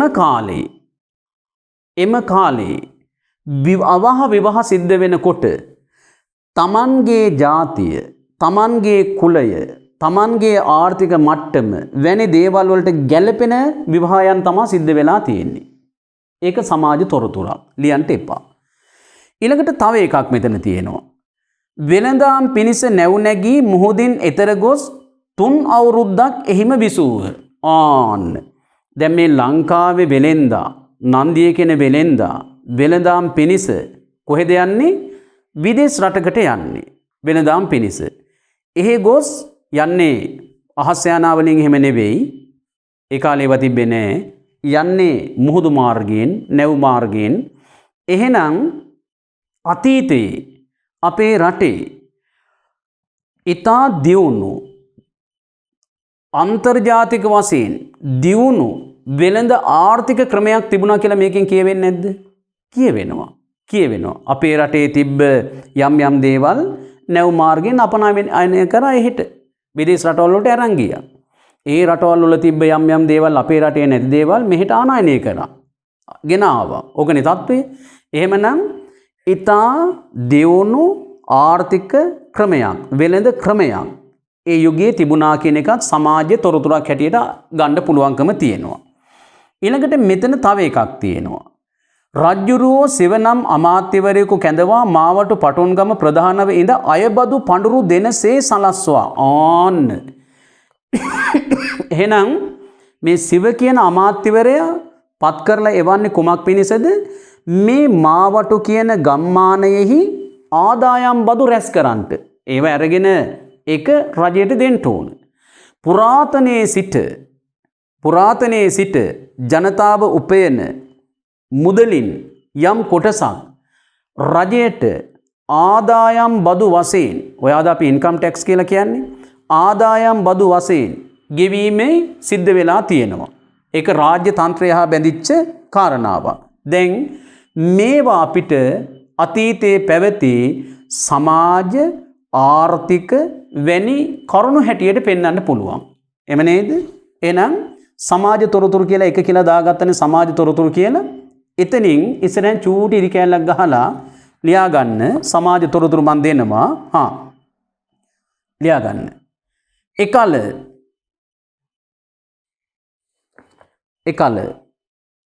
සමාන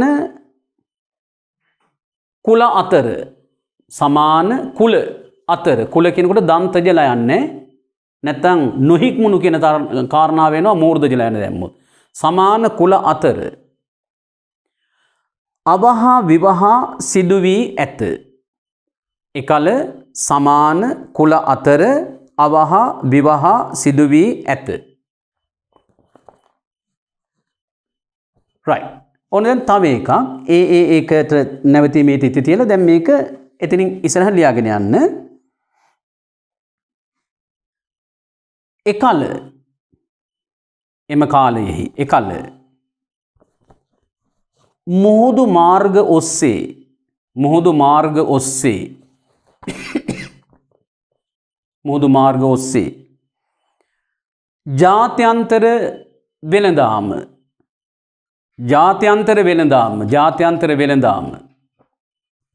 ජාත්‍යන්තර වෙළඳාම සිදු වී ඇත. ඒකට නැවතීමේ තිත තියන්න. දැන් තව තියෙනවා තොරතුරක්. ඒක ඊළඟට ලියන්න. ඒකටම සම්බන්ධ වුණාට කමක් නැහැ. නැවතීමේ තිත තියලා තියෙන්නේ ඊළඟ වාක්‍ය හැටියට ලියන්න. ජනතාව උපයන ආදායමෙන් යම් කොටසක්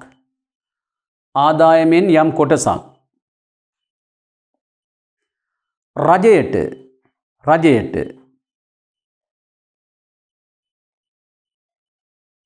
ආදායම් බදු ලෙස ගෙවිය යුතු විය. right. ඕන් සමාජ තොරතුරු ටිකක් අපිට හම්බුණා. දැන් ওই වගේ දේවල් ඉදිරියේදීත් හම්බ වෙනවා. ඊළඟට දැන් අංක 2 කියලා දාගන්න පුතේ.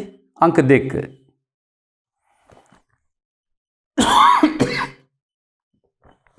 එතන දාන්න රූපක පද භාවිතය කියලා ගන්න.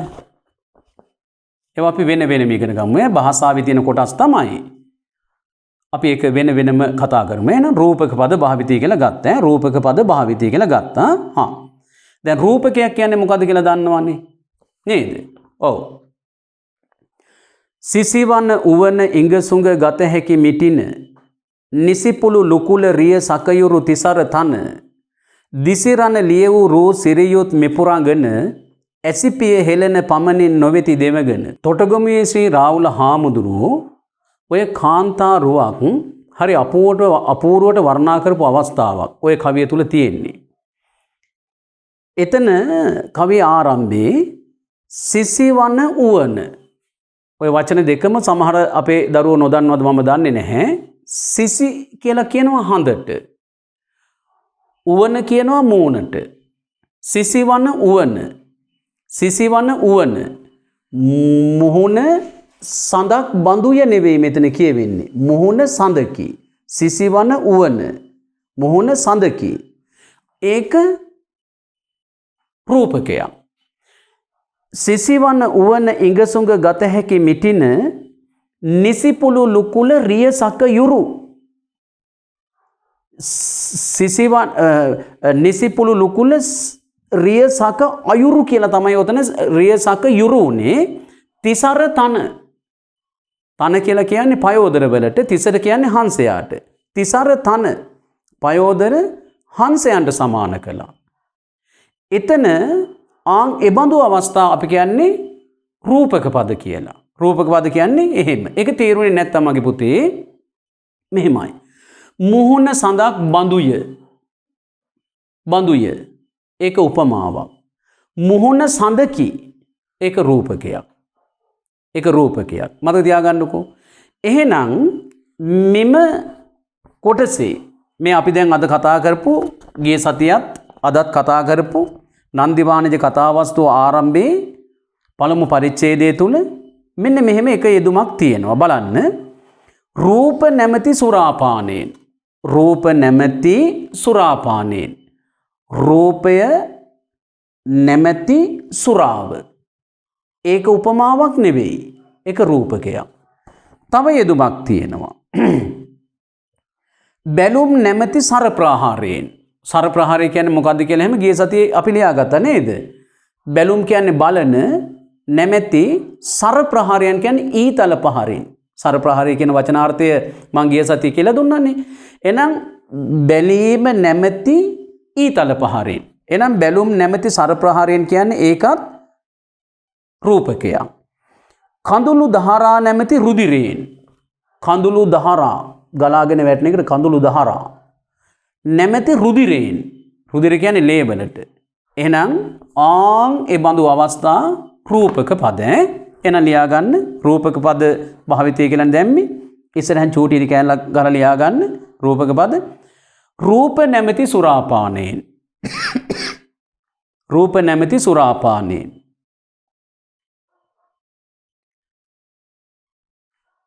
තව එකක් බැලුම් නැමැති සර ප්‍රහාරයෙන්. බැලුම් නැමැති සර ප්‍රහාරයෙන්. සර කියනකොට සයන්න තාලුජ. තාලුජ සර. දැන් තාලුජ සයන්න කිව්වහම වටපිට බලන්න ඇති අපේ සමහර ළමයි. සර තාලුජ සයන්න කියන්නේ මෙයාට. බැලුම් නැමැති සර ප්‍රහාරයෙන්. සර. ඒකත් රූපකයක්. තව එකක් කඳුළු දහරා නැමැති රුධිරයෙන්. කඳුළු දහරා නැමැති රුධිරයෙන්. කඳුළු දහරා නැමැති රුධිරයෙන්. කඳුළු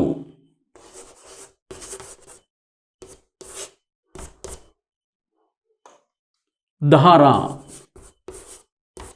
නැමැති රුධිරයෙන්. මෙන්න මේ වචන වලටයි මේ අකුරු වලටයි මම මේ අවධානය යොමු කරන්න ඔහොම ලිව්වේ. කඳුළු දහරා නැමැති රුධිරයෙන්. right. ඔන්න දැන් රූපක පද. ඊළඟට පහලින් ගන්න තුන්වෙනි තැනට අංක 3ට උපමා භාවිතය කියලා ගන්න. උපමා භාවිතය කියලා ගන්න.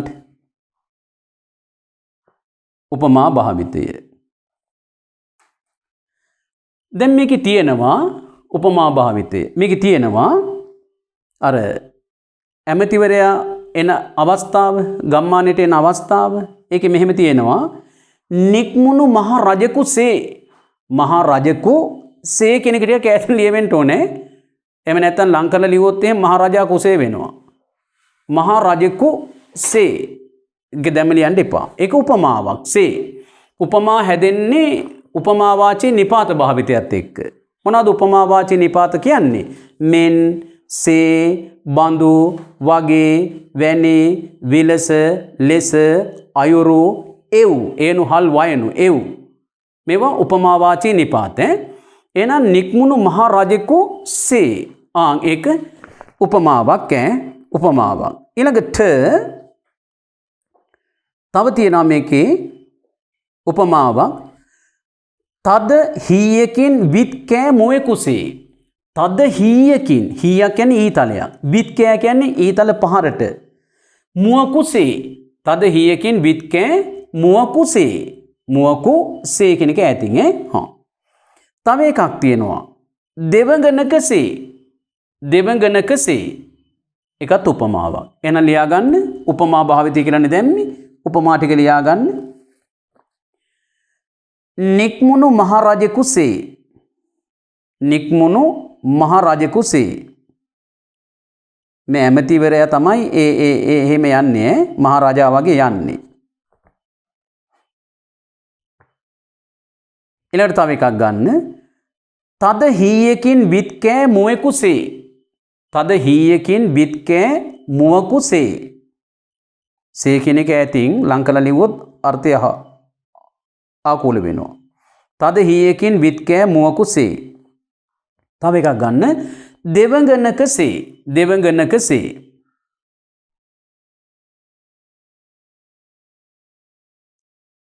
හරි. ඊළඟට මේ වැදගත් මේවා දැනගන්න එක වැදගත්. එහින්දා ලියන්න තත් සම පද භාවිතය කියලා ලියාගන්න.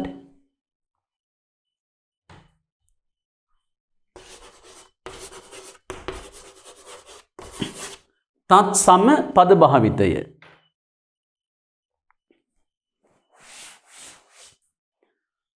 මොනවද තත් සම පද කියලා මං කියලා දුන්නේ? මේ ඩිංගිකට ඉස්සල් මං කියලා දුන්නේ. පොඩ්ඩක් මතක් කළොත් වෙනත් භාෂාවකින් එලෙසම ගත්ත වචන වලට අපි තත් සම වචන කියලා කියනවා. එහෙමනේ මං කියලා දුන්නේ පුතේ නේද? එහෙමනම් මේකේ තත් සම වචන ගොඩාක් තියෙනවා. මොනවද මේ තත් සම වචන? මං කීපයක් ගත්තා. ගොඩාක් තිබ්බ උනාට කීපයක් ගත්තා. දජ පතාක. දජ පතාක. පූර්ණ ඝට. ප්‍රදක්ෂිනා. වීථි වින්‍යාසය. බ්‍රහන්ත. සර ප්‍රහාරය. මූර්ජාව. මිත්‍රේනි. ශ්‍රද්ධා. මේ වගේ වචන ගත්තාම මේවා තත් සම වචන. ඒවා තත් සම වචන තත්භව වචන හොයන හැටි පස්සේ කියලා දෙනවා. නමුත් දැනට මේ වචන ටික අපි ලියාගමු එහෙනම් අංක 3ට මොකක්ද දාගත්තේ? තත් සම වචන භාවිතය. තත් සම වචන යෙදීම භාවිතය. මොනවාද තත් සම වචන? මම ලියන්නම්. ධජ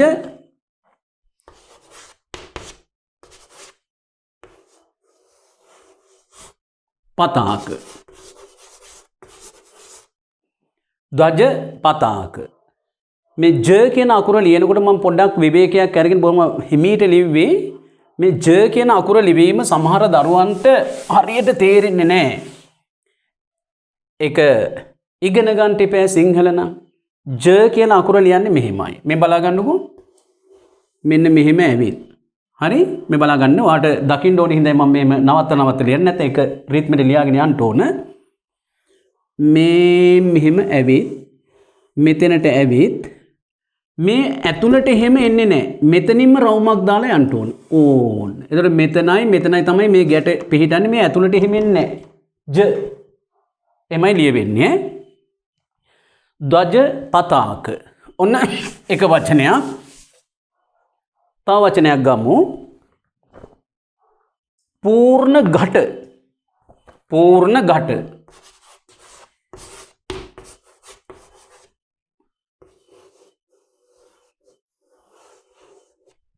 මහ ප්‍රාණ ගයන්නේ පූර්ණ ඝට.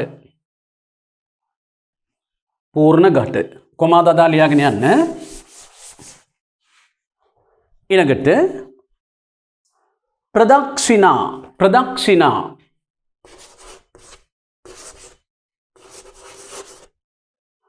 ප්‍රදක්ෂිනා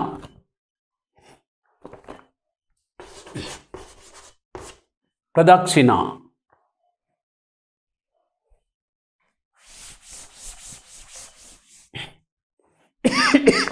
ඊළඟට වීති වින්‍යාසය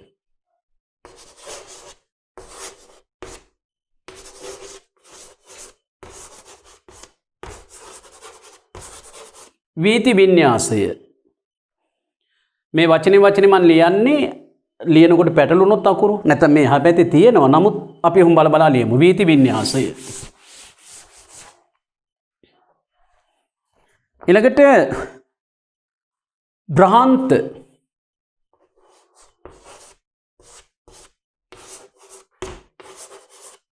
භ්‍රාන්ත කැරකිලා කියන තේරුම නේද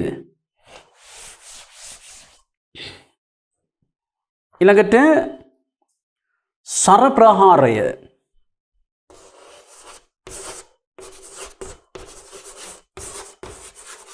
සරප්‍රහාරය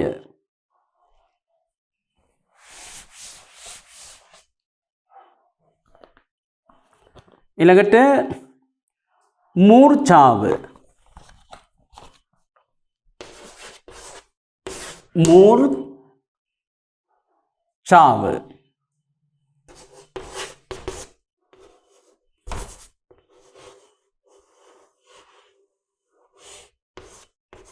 මූර්ඡාව මෙන්න මේ අකුර ච චා ච ජා ජ ඤ චා ච ච ච මහ ප්‍රාණ ඡයන කියලා කියන්නේ ඔය ජයන්නයි ඡයන්නයි ලියන ක්‍රමයක් තියෙනවා වෙනසක් තියෙනවා මේ බලන්න ජයන්න ලියන හැටි මම දැන් කියලා දුන්නා මේ දැන් කියලා දුන්නා ජයන්න ලියන්නේ මෙහිමයි ඔතනින් ඔහම ගියා ච ලියන්නේ මේ මෙහෙම ච ලියන්නේ මෙහෙමයි මේ වගේම ලිව්වොත් වැරදි ච ලියන්නේ මෙහෙමයි පුතේ උඹලා ගන්න මෙහෙමාව මෙහෙමාව මෙහෙමාව ඔයාට මට කියන්න ඕන හින්දා මම උතන නවත්තනවා මෙතනින්ම රවුම ගහලා යන්නේ නැහැ ච කියලා ලියනකොට මෙතනින් පොඩ්ඩක් පල්ලෙහාට එන්න ඕනේ මේ ආන් චාව මූර්ඡාව ච ලියන්නේ මෙහෙමයි ජ ලියන්නේ මෙහෙමයි මේ දෙක හොඳට මතක තියාගන්න එහෙනම් මූර්ඡාව තව වචනයක් ගමු මිත්‍රයනි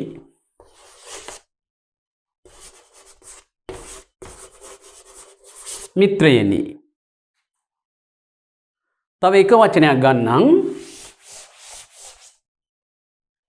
ශ්‍රද්ධා ශ්‍රද්ධා මෙන්න මේ වගේ වචන අපි තත් සම වචන කියලා කියනවා එතකොට මෙතන ඉන්න දරුවන්ට ඔය තත් සම වචන ටිකක් මම උගන්වන්න හේතු උනේ අපිට තත් සම සහ තත් භව කියලා වචන කියන්නේ අර බහුවර්ණ ප්‍රශ්න පත්‍රයක් තියෙන පුතේ ව්‍යාකරණ එකේ දැනගන්න ඕනේ. එහෙම එකක් තියෙනවා ප්‍රශ්න 20යි. ඒතකොට ලකුණු 20ක් ඒකට හම්බ වෙනවා.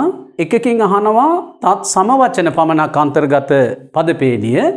අනිකෙන් අහනවා තත් භව වචන පමණක් ඇතුළත් පදපේළිය. ඒතකොට අපි තත් සම වචන තත් භව වචන හොඳට දැනගෙන යන්න ඕන. දැන් මම පොඩි ඉඟියක් දෙන්න. ධජ කියලා කෙනෙකුට මෙතන තියෙනවා නේද මට කියන්න ධජ පතාක කියනවා ධජ කෙනෙකුට දයන්න මහ ප්‍රාණ නේද කියන්ට? ඔව් මහ ප්‍රාණ. පූර්ණ ඝට කෙනෙකුට ගයන්න මහ ප්‍රාණ නේද? මහ ප්‍රාණ. ප්‍රදක්ෂිනා කියලා කෙනෙකුට එතන ඔය පයන්නට පහලින් තියෙනවා නේද රකාරාංශය තියෙනවා නේද? රකාරාංශය තියෙනවා නේද? ඔව්. ඊළඟ ප්‍රදක්ෂිනා කියනකොට මෙතන සයන්න මූර්ධජ සයන නේද? ඔය පයනු සයනු කියන්ට එහෙම එපා. මේකට කියන්නේ මූර්ධ සයන. මූර්ධ සයන තියෙනවා නේද? ඔව්. වීති වින්‍යාසය කියනකොට තයන්න වීති තයන්න මහ ප්‍රාණ නේද? වින්‍යාසය කියනකොට නයන්නත් එක්ක යන්සේ බැඳිලා තියෙනවා නේද? තියෙනවා. බ්‍රහන්ත කියනකොට බයන්න මහ ප්‍රාණ නේද? එයත් එක්ක පල්ලෙහාට මේ රකාරාංශය තියෙනවා නේද? රකාරාංශය කියන්නේ බයන්නට පහලින් තියෙන්නේ. ඒ පිල්ලම අපි රකාරාංශය කියලා කියන්නේ. සර ප්‍රහාර කියන කෙනෙකුට සයන්න තාලුජ නේද? ගයනු සයනු කියන්නේ පහ මෙහාට. තාලුජ. ප්‍රහාර කෙනෙකුට පයන්නට යටින් රකාරාංශය තියෙනවා නේද? තියෙනවා. මූර්ඡාව කියලා කෙනෙකුට හල් ඡයන්න ඡයන්න තියෙනවා නේද? ඡායන්න මහ ප්‍රාණ ඡායන්න තියෙනවා නේද? මිත්‍රය එන්නේ කෙනෙකුට තයන්නට පහලෙන් රකාරාංශය තියෙනවා නේද? තියෙනවා. ශ්‍රද්ධා කියනකොට ශ්‍ර තාලුජ නේද? දයන්න මහ ප්‍රාණ නේද? ශ්‍රද්ධා. එහෙනම් දැන් ඩිංගක් ඉගෙන ගන්නකො తాවකාලිකව මේ පාඩම ඉදිරියේදී කරනවා. දැනට හිතා ගන්නකො මහ ප්‍රාණ අකුරු තියෙනවා නම් රකාරාංශය තියෙනවා නම් යංශය තියෙනවා නම් ඊළඟට මූර්ධජ සයන්න තියෙනවා නම් තාලුජ සයන්න තියෙනවා නම් ඡයන්න තියෙනවා නම් ඡයන්න සාකච්ඡා කියලා එහෙම ගන්නෙ මහා ප්‍රාණ ඡයන්නේ ඔව් දැන් හිතා ගන්න ඔන්න තව තියෙනවා ඔය වගේ අක්ෂර සහිත පද අපි හඳුන්වන්නේ තත් සම පද කියලා. ඒ හින්දා තමයි මේවා තත් සම උනේ. මොකක් හින්දාද කියන්නේ දැන් ආයි කියන්නේ ඒවා ඔතෙන් ලියා ගන්න බෑ වෙනම අර කටුකොලේ ලියා ගන්න ඕන. මොනවාද? මහා ප්‍රාණ අකුරු තියෙනවා නම් රකාරාංශය තියෙනවා නම් යංශය තිබෙනවා නම් තාලුජ සයන්න තියෙනවා නම් මූර්ධජ සයන්න තියෙනවා නම් ඡයන්න තියෙනවා නම් ඒව තත් සම වචන. තව තියෙනවා නමුත් ඔන්න දැන් ටිකක් කියලා දුන්නේ. නැත්තම් මොකද්ද මේ තත් සම කිව්වේ සර් තේරුන්නේ නැහැ කියලා එහෙම හිතනවනේ. ඔයත් ඕව තත් සම උනේ ආන්ගේ අකුරු සහිත බැවින්නේ. ඊට පස්සේ ලියා ගන්නකො තත් භව වචන කියලා ලියා ගන්න ඊළඟ අංකේ දාලා. තත් සම පදනේ දැන් කතා කරේ තත් භව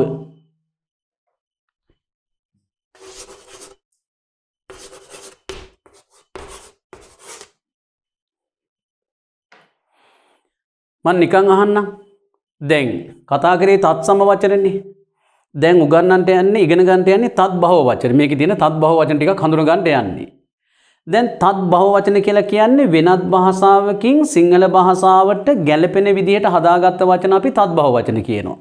නිකන් මේ ලියලා තියෙන වචනය බලලා ඔයා කියන්නේ මේක තත් සම වචනයක්ද තත් භව වචනයක්ද කියන මෙයා ගැන කියන්නේ. තත් භව කිව්වම තත් සමද තත් භවද? ඔබ මේ වචනය තත් භව වචනයක් කියලා හිතුවනම් වැරදි. ඔබ මේ වචනය තත් සම වචනයක් කියලා හිතුවනම් හරි. ඇයි දන්නවද හේතුව? තත් භව කියනකොට මේ තියෙන මහා ප්‍රාණ අකුරක් නේද?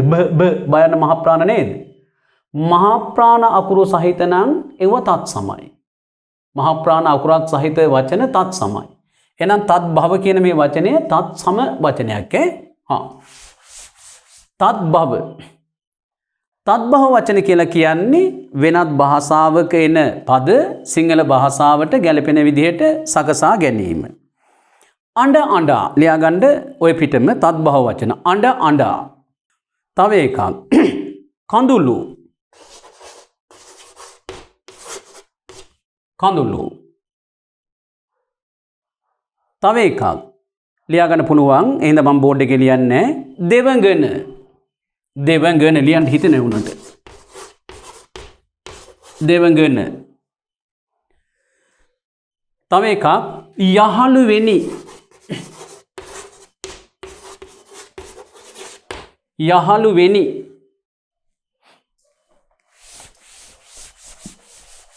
යහළු වෙනි. තව එකක් මද ලස. මද ලස. තව එකක් මේක පුළුවන් වෙලෙන්දාන. වෙලෙන්දාන වෙලෙන්දා. තව එකක් වෙලඳාම ලයන්න මූර්ධජ වෙල ලයන්න. වෙලෙන්දාන වෙලෙන්දාම. තව එකක් පඳුරු. පඳුරු. පඳුරු. තව එකක් කසල. ලයන්න මූර්ධජ. කසල. තව එකක් සුවඳ. සුවඳ.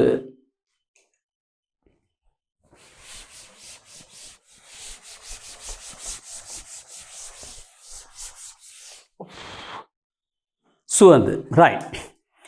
මේ වචන මම කිව්වාම තත්භව වචන කියලා අපේ දරුවා හරි එහෙම තත්භව තමයි කියලා එහෙම ඉතින් ළමයි ලියා ගයි. නමුත් ළමයාගේ මනසේ තියෙනවා ගැටලුවක්. එයි දන්නේ මේවට තත්භව කියන්නේ. ළමයා ටිකක් දන්නවා. වෙනත් භාෂාවකින් සිංහලට ගත්ත කියන අර්ථයෙන්. මෙතන මේ වචන වල තියෙනවා මෙන්න මේ අකුරු. අඬ අඬා කියනකොට ඬ සංඥක අකුරක්. හොඬ හඬ කියනකොට අපි ලියන්නේ ඬ සංඥක අකුරු පහක් තියෙනවානේ. ග ඩ ग ज ड द ब සංඥක අකුරු පහක් අපි ඉගෙනගෙන තියෙනවානේ. ඔව්. එතකොට අඬ අඬා කියනකොට ඔන්න එතන සංඥක අකුරක් තියෙනවා. කඳුළු කියනකොට සංඥක අකුරකුත් තියෙනවා. ල ල. මෙන්න මේ ලයන් අපි හඳුන්වන්නේ මූර්ධජ ලයන් කියලානේ. මෙයාට අපි පාපිල්ල දාන්නේ නැහැනේ. එහෙනම් මූර්ධජ ලයන් ලූ හැටියට ලියන්නේ මෙහෙමනේ. ඕන් ඔහම අරගෙන මෙහෙමනේ ලියන්නේ. එතකොට කඳුළු කියනකොට මෙතන තියෙන්නේ මේ කියන්නා වූ ලයන්න. මේ කියන්නා වූ ලයන්නේ. හා. ඊළඟට දෙවඟන සංඥක අකුරක් තියෙනවනේ ග කියනකොට. යහළු වෙනි මූර්ධජ ලයන්න තියෙනවනේ. මද ලස ද සංඥක අකුරක් තියෙනවනේ. වෙනෙදාන වෙනෙදාම ඒ හැම තැනකම සංඥක අකුර තියෙනවනේ. ඊළඟට මූර්ධජ ලයන්නක් තියෙනවනේ. වෙනෙද කියනකොට ලයන්න මූර්ධජනේ. පඳුරු එතන සංඥක අකුරක් තියෙනවනේ. කසල ල ලයන්න මූර්ධජනේ. සුවඳ ද සංඥකනේ. එහෙනම් මේවා තත්භව වචන කියලා කියන්නේ මොකද දන්නවද? සංඥක අකුරක් සහිත නම් මූර්ධජ ල අකුර සහිත නම් ඒවා අනිවාර්යයෙන්ම තත් භව වචන. මොනවාද? සංඥක අකුරක් සහිත නම් මූර්ධජ ල සහිත නම් ඒවා අනිවාර්යයෙන්ම තත් භව වචන. තව තියෙනවා රීති. නමුත් මෙතෙන්දි මම ඒ කතාව කියලා දුන්නේ. පැහැදිලි. එහෙනම් දැන් ඔයා ඉගෙන ගත්තා මේකේ සමාජ තොරතුරු ඉගෙන ගත්තා. රූපක පද භාවිතය ඉගෙන ගත්තා. උපමා භාවිතය ඉගෙන ගත්තා. තත් සමපද භාවිතය හඳුනාගත්තා. තත් භව පද භාවිතය හඳුනාගත්තා. තව චරිත නිරූපණය කියලා දාන්න ඊළඟ අංකේ දාලා. චරිත නිරූපණය. දැන් මෙතෙන්දී චරිත නිරූපණය කියන කාරණාවත් පොඩ්ඩක් පැහැදිලි කරන්න ඕන පුතේ. දැන් මේවා අපි සාහිත්‍ය කියලානේ කියන්නේ. දැන් අපි චිත්‍රපටයක් බලනකොට කිසියම් චරිතයක් ඉන්නවා.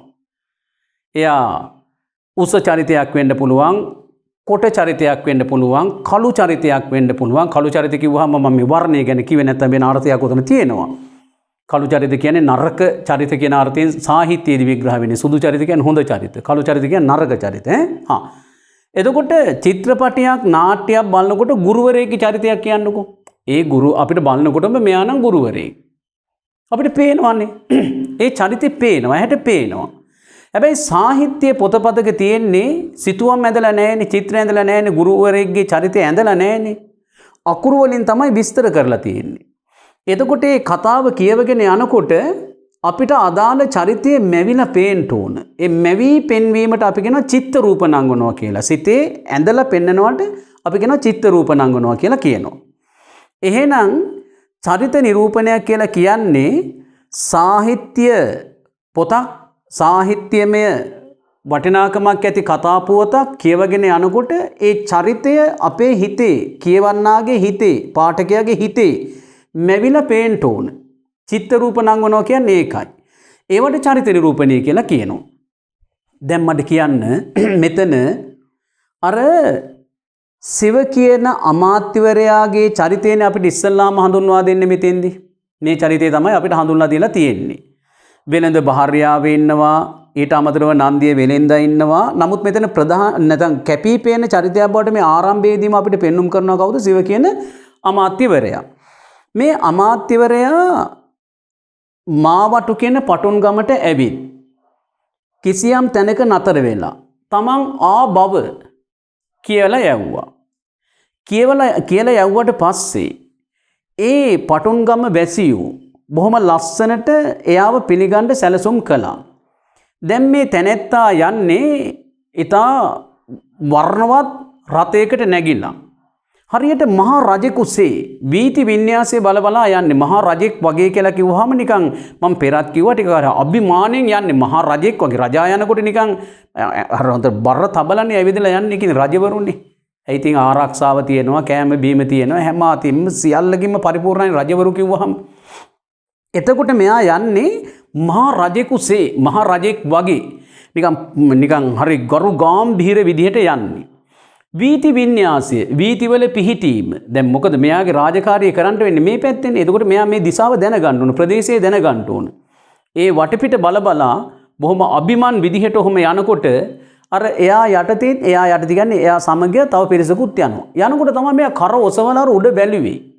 බලනකොට දැක්ක වෙනද බහර්යාව. වෙනද බහර්යාව දැක්කා විතරයි මෙයාට ආසාවක් ඇල්මක් ඇති වුණා ඒ දෙවඟනක් වගේ ඉන්න ඒ සුරූපී කාන්තාව දැකලා.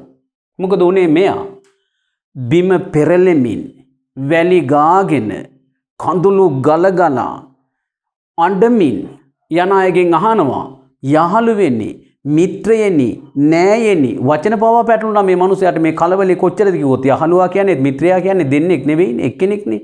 යහළුවෙනි මිත්‍රයෙනි නෑයෙනි තෙල උඩුමහලේ දෙවඟනකසේ සිටිනෝ කවුරුද? කාගේ දියණි කෙනෙක්ද කියලා ඇහුවා. දැන් මට කියන්න මේ අවස්ථාව මේ චරිතය මැවිලා පේන්නේ නැද්ද කියලා කියන්න. මේ චරිතය මෙයා ගරු ගාම්භීර විදියට මේ ගමට පිවිසුණා. ඒ රථයට නැගී වටපිට බලමින් බොහොම අභිමාන් විදිහට ගමන් කරනවා. ඒ ගමන් කරනකොට අර සුරූපී වෙළඳ බහර්යාව දැක්කා. එයාගේ හිත එක් වරම ඈ කෙරෙහි බැඳුණා. ඔහුගේ සියලු දෑ අමතක වෙලා ගියා. ඔහු රාගෙන් ඔද්දල් වෙච්ච පුද්ගලයෙක් හැටියට මේ වෙලාවේදී බිම පෙරලෙමින් අඬමින් යන අයට කතා කරමින් ඔර කවුද කියලා අහන්න පටන් ගත්තා. ඒ චරිතය මැවිලා පේන්නේ නැද්ද අපිට? හරියට නාට්‍යයක චිත්‍රපටයක ජවනිකාවක් නරඹන කලකමෙන් ඒ චරිතය අපේ හිතේ මැවිලා පේන්නේ නැද්ද? පේනවා. එහෙනම් එතන තියෙන්නේ මොකද්ද? චරිත නිරූපණය. චරිත නිරූපණය. පොඩ්ඩක් ලියාගන්න මම විස්තරය දෙන්නම් ලියාගන්න. චරිත නිරූපණය කියලා ගත්තා. ලියන්න මෙහෙම. සාහිත්‍ය නිර්මාණයක් කියවන විට සාහිත්‍ය නිර්මාණයක් කියවන විට එහි එන චරිත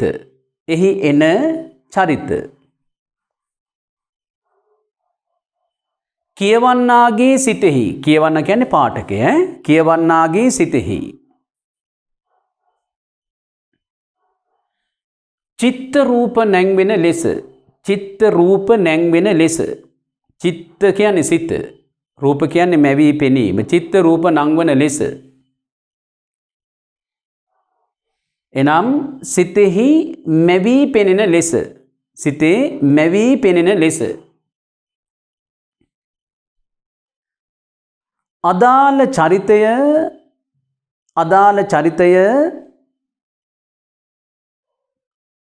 නිර්මාණය කර තිබෙයි නම් එය චරිත නිරූපණය නම් වෙයි. චරිත නිරූපණය නම් වෙයි.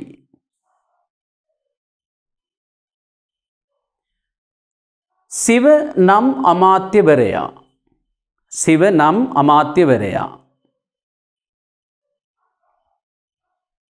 මේ ගම්මානයට පිවිසෙන්නේ, මේ ගම්මානයට පිවිසෙන්නේ. රජුගේ නියෝජිතයෙකු ලෙසිනි. රජුගේ නියෝජිතයෙකු ලෙසිනි. සරසන ලද වාහනයක නැගී. සරසන ලද වාහනයක නැගී. ඔහු ගම්මානයට පිවිසෙන්නේ. ඔහු ගම්මානයට පිවිසෙන්නේ. අභිමානවත් අයුරිනි. අභිමානවත් ආකාරයෙනි. අභිමානවත් අයුරිනි. එක් වරම ඔහුගේ ඇසට. එක් වරම ඔහුගේ ඇසට. සුරූපී වෙළඳ භාර්යාව. භාර්යාව කියලා ලියන්නේ මෙහිමයි. සුරූපී වෙළඳ භාර්යාව.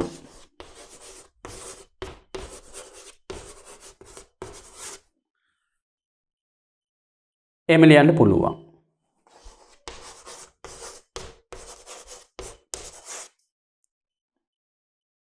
මෙහෙමත් ලියනවා.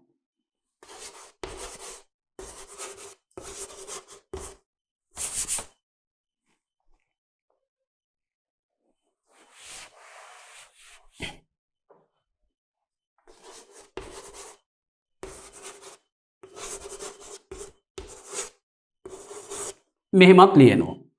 ඔය ක්‍රම තුනටම ලියනවා පොත්පත්වල එහෙම අපිට දකින්න ලැබෙනවා.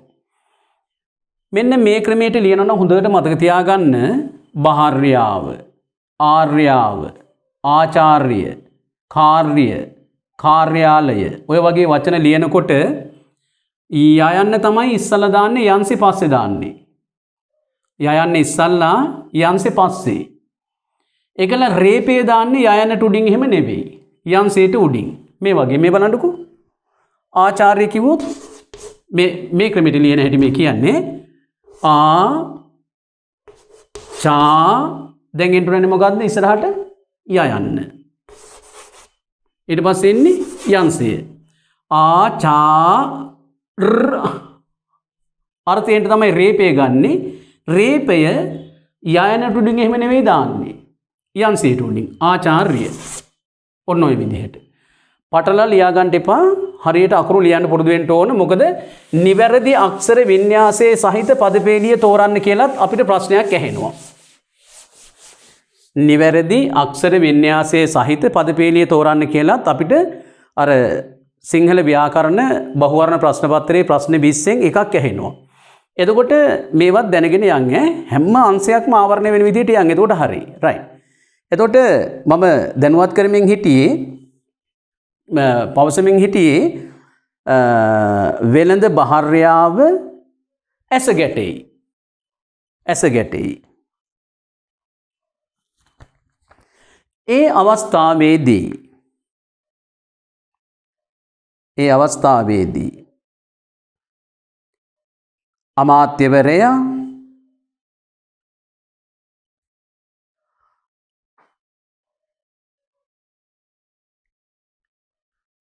උමතුව ගියාසේ. උමතුව කියන්නේ පිස්සු. උමතුව ගියාසේ කරකැවී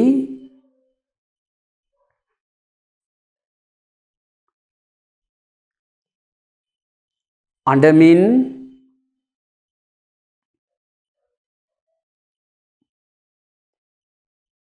විරූපි භාවයට පත් වූ මුහුණ ඇතිව විරූපි භාවයට පත් වූ මුහුණ ඇතිව බිම පෙරළෙමින් ඇය පිළිබඳ තතු විමසයි. ඇය පිළිබඳ තතු විමසයි. තතු කියන්නේ තොරතුරු. ඇය පිළිබඳ තතු විමසයි. අමාත්‍යවරයා දැඩි රාගික චරිතයක්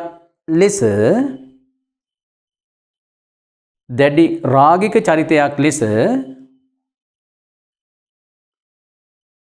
මේ අවස්ථාවේදී පාඨකයා හඳුනා ගනී. මේ අවස්ථාවේදී පාඨකයා හඳුනා ගනී. පාඨකයා කියන්නේ කියවන අය. එයාගේ හැසිරීම් රටා තුළින් එයා මහ රාගික පුද්ගලයෙක් කියන කාරණාව අපි හඳුනගත්තේ හොඳ චරිත නිරූපණයක්. තව එකම එකක් කතා කරනවා තගන්න අවස්ථා නිරූපණය කියලා. අවස්ථා නිරූපණය. අවස්ථා නිරූපණය.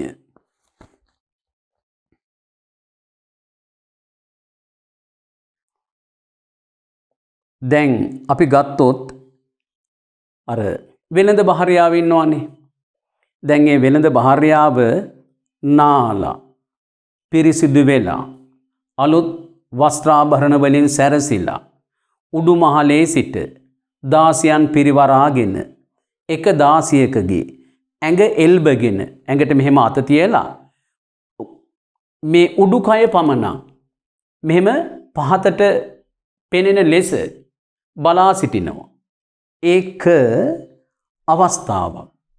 අවස්ථාවක් කියලා කියන්නේ අපි මේ කතාව කියනකොට ඒ පරිසරය මැවිලා පේන්නේ නැද්ද? ඒ අවස්ථාව මැවිලා පේන්නේ නැද්ද? මොහොතක් හිතන්න. මොකද්ද? ඒ හරි ලස්සනයි. නාලා. ඒ වගේම ලස්සන වස්ත්‍ර වලින් ආභරණ වලින් සැරසිලා මේ අද මේ උත්සවයේ බලන්න. දාසියන් පිරිවරාගෙන එක දාසියකගේ ඇඟ එල්බගෙන කියන්නේ මෙහෙම ඇඟට අත තියාගෙන පොඩ්ඩක් මෙහෙම නැමිලා. මොකද දාසියක් වුණත් එතකොට මෑට හරි අභිමානයක්. එතකොට එයාටත් බොහොම සතුටක්.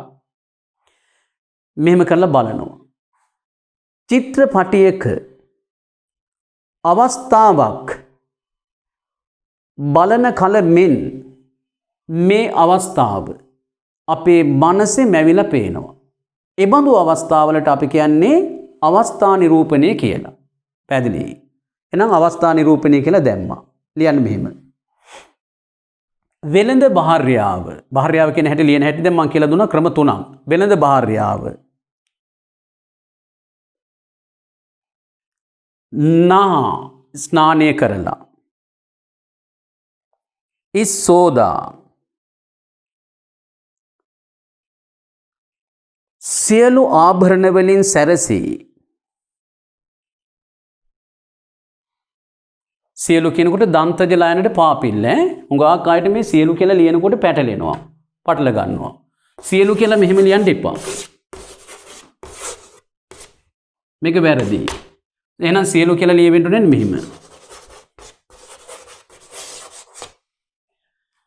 සියලු ආභරණ වලින් සැරසී. වස්ත්‍රාභරණ වලින් සැරසී කිව්වත් කමන්නේ. සැරසී. දාසි සමූහයා පිරිවරා.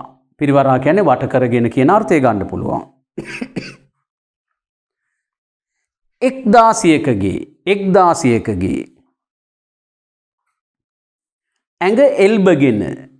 ඇඟ එල්බගෙන ශරීර භාගයක් පෙනෙනසේ. ශරීරයෙන් කොටසක් ශරීර භාගයක් පෙනෙනසේ.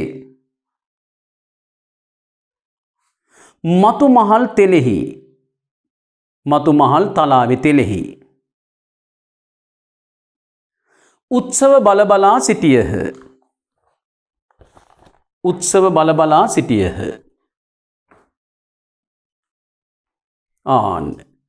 එනම් එය හරියට නාට්‍යයක චිත්‍රපටයක ජවනිකාවක්සේ අපිට මැවිලා පේනවා. අවස්ථා නිරූපණය කිව්වේ ඒකයි.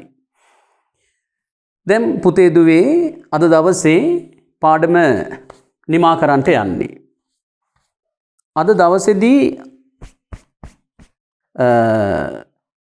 පාඩම නිමා කරනකොට කිව යුත්තක් තියෙනවා. අපි පහුගිය මාසෙ පුරාවටම එක ළමයෙක් ඉලක්ක කරගත්තේ නැහැ. අපේ ළමයි කියලා විතරක් ඉලක්ක කරගත්තේ නැහැ. අපි කලේ මේ පාඩම YouTube එක හරහා සියලුම දෙනාට දැක බලා ගන්නට සැලැස්සුවා. එම කළා.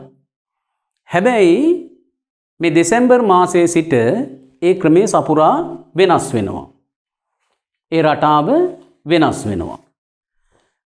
වෙනස් වෙන්නේ මම මේ නිබන්ධන දෙනකොට ආයතන වලට කියලා තියෙනවා. ඒ කියන්නේ මේ නිබන්ධනේ මේ අලුත්ම නිබන්ධනය මේ නිබන්ධනය දෙනකොට මම කියලා තියෙනවා ආයතන වලට ළමයාගේ නම සහ ස්ථීර දුරකථන අංකය. දැන් සමහර ළමයි අංක දීලා තියෙනවා ඒවා වැඩ කරන්නේ නැහැ. හුඟක් දේවල් ඒක සම්බන්ධතා ගන්නත් අමාරුයි. ඒ වගේ ගැටලු තියෙනවා. දැන් ඒකට අපි ඒ කාර්යය කරනවා. තමන්ගේ නමත් දුරකථන අංකයක් ඇති WhatsApp ඇති අයට විතරමයි WhatsApp අංක ඇති අයට විතරමයි දෙසැම්බර් මාසයේ ඉඳන් අපි මේ පාඨමාලාවට සම්බන්ධ වෙන්න පුළුවන්කම තියෙන්නේ. අනිත් අයට බෑ. ඒ අදාළ අයට විතරමයි අපි මේ පාඩම් මාලාව නිකුත් කරන්නේ. ඒ නිසා ඔයාලට මේ නිබන්ධනය ගැනීම කෙරෙන්නත් වෙනවා. ඒ සම්බන්ධතාවය මේ විදිහට යන්න වෙනවා. හැමදාම අඟහරුවාදා රාත්‍රී 7ත් 8:00 9 වගේ වෙනකම් තමයි අපේ පාඨමාලාව යන්නේ. ඒ විදිහට කටයුතු කරන්න. එහෙනම් මේ නිබන්ධනය ඔය අලුතෙන් දීලා තියෙන නිබන්ධනය තව අතවත් තිබෙන්නේ නැහැ. ඒකේ මුල මම දක්වලා තියෙනවා. මොනවා හරි ඔයාලට ගැටලු තියෙනවා නම් මේ තාක්ෂණික වශයෙන් කියන්නේ ප්‍රශ්න තියෙනවා නම් මගෙන් අහන්න. තාක්ෂණික ගැටලු තියෙනවා නම් ඔන්න මම අංක කීපයක් දීලා තියෙනවා. ඒ අංක වලට කතා කරලා ඕන කෙනෙක්ගෙන් අහගන්න ඒ තාක්ෂණික ගැටලුවක් එහෙම මොනවා හරි ගැටලුවක් තියෙනවා නම්. එහෙමයි වෙන්නේ. එහෙනම් සියලු දිනාටම ආයුබෝවන්.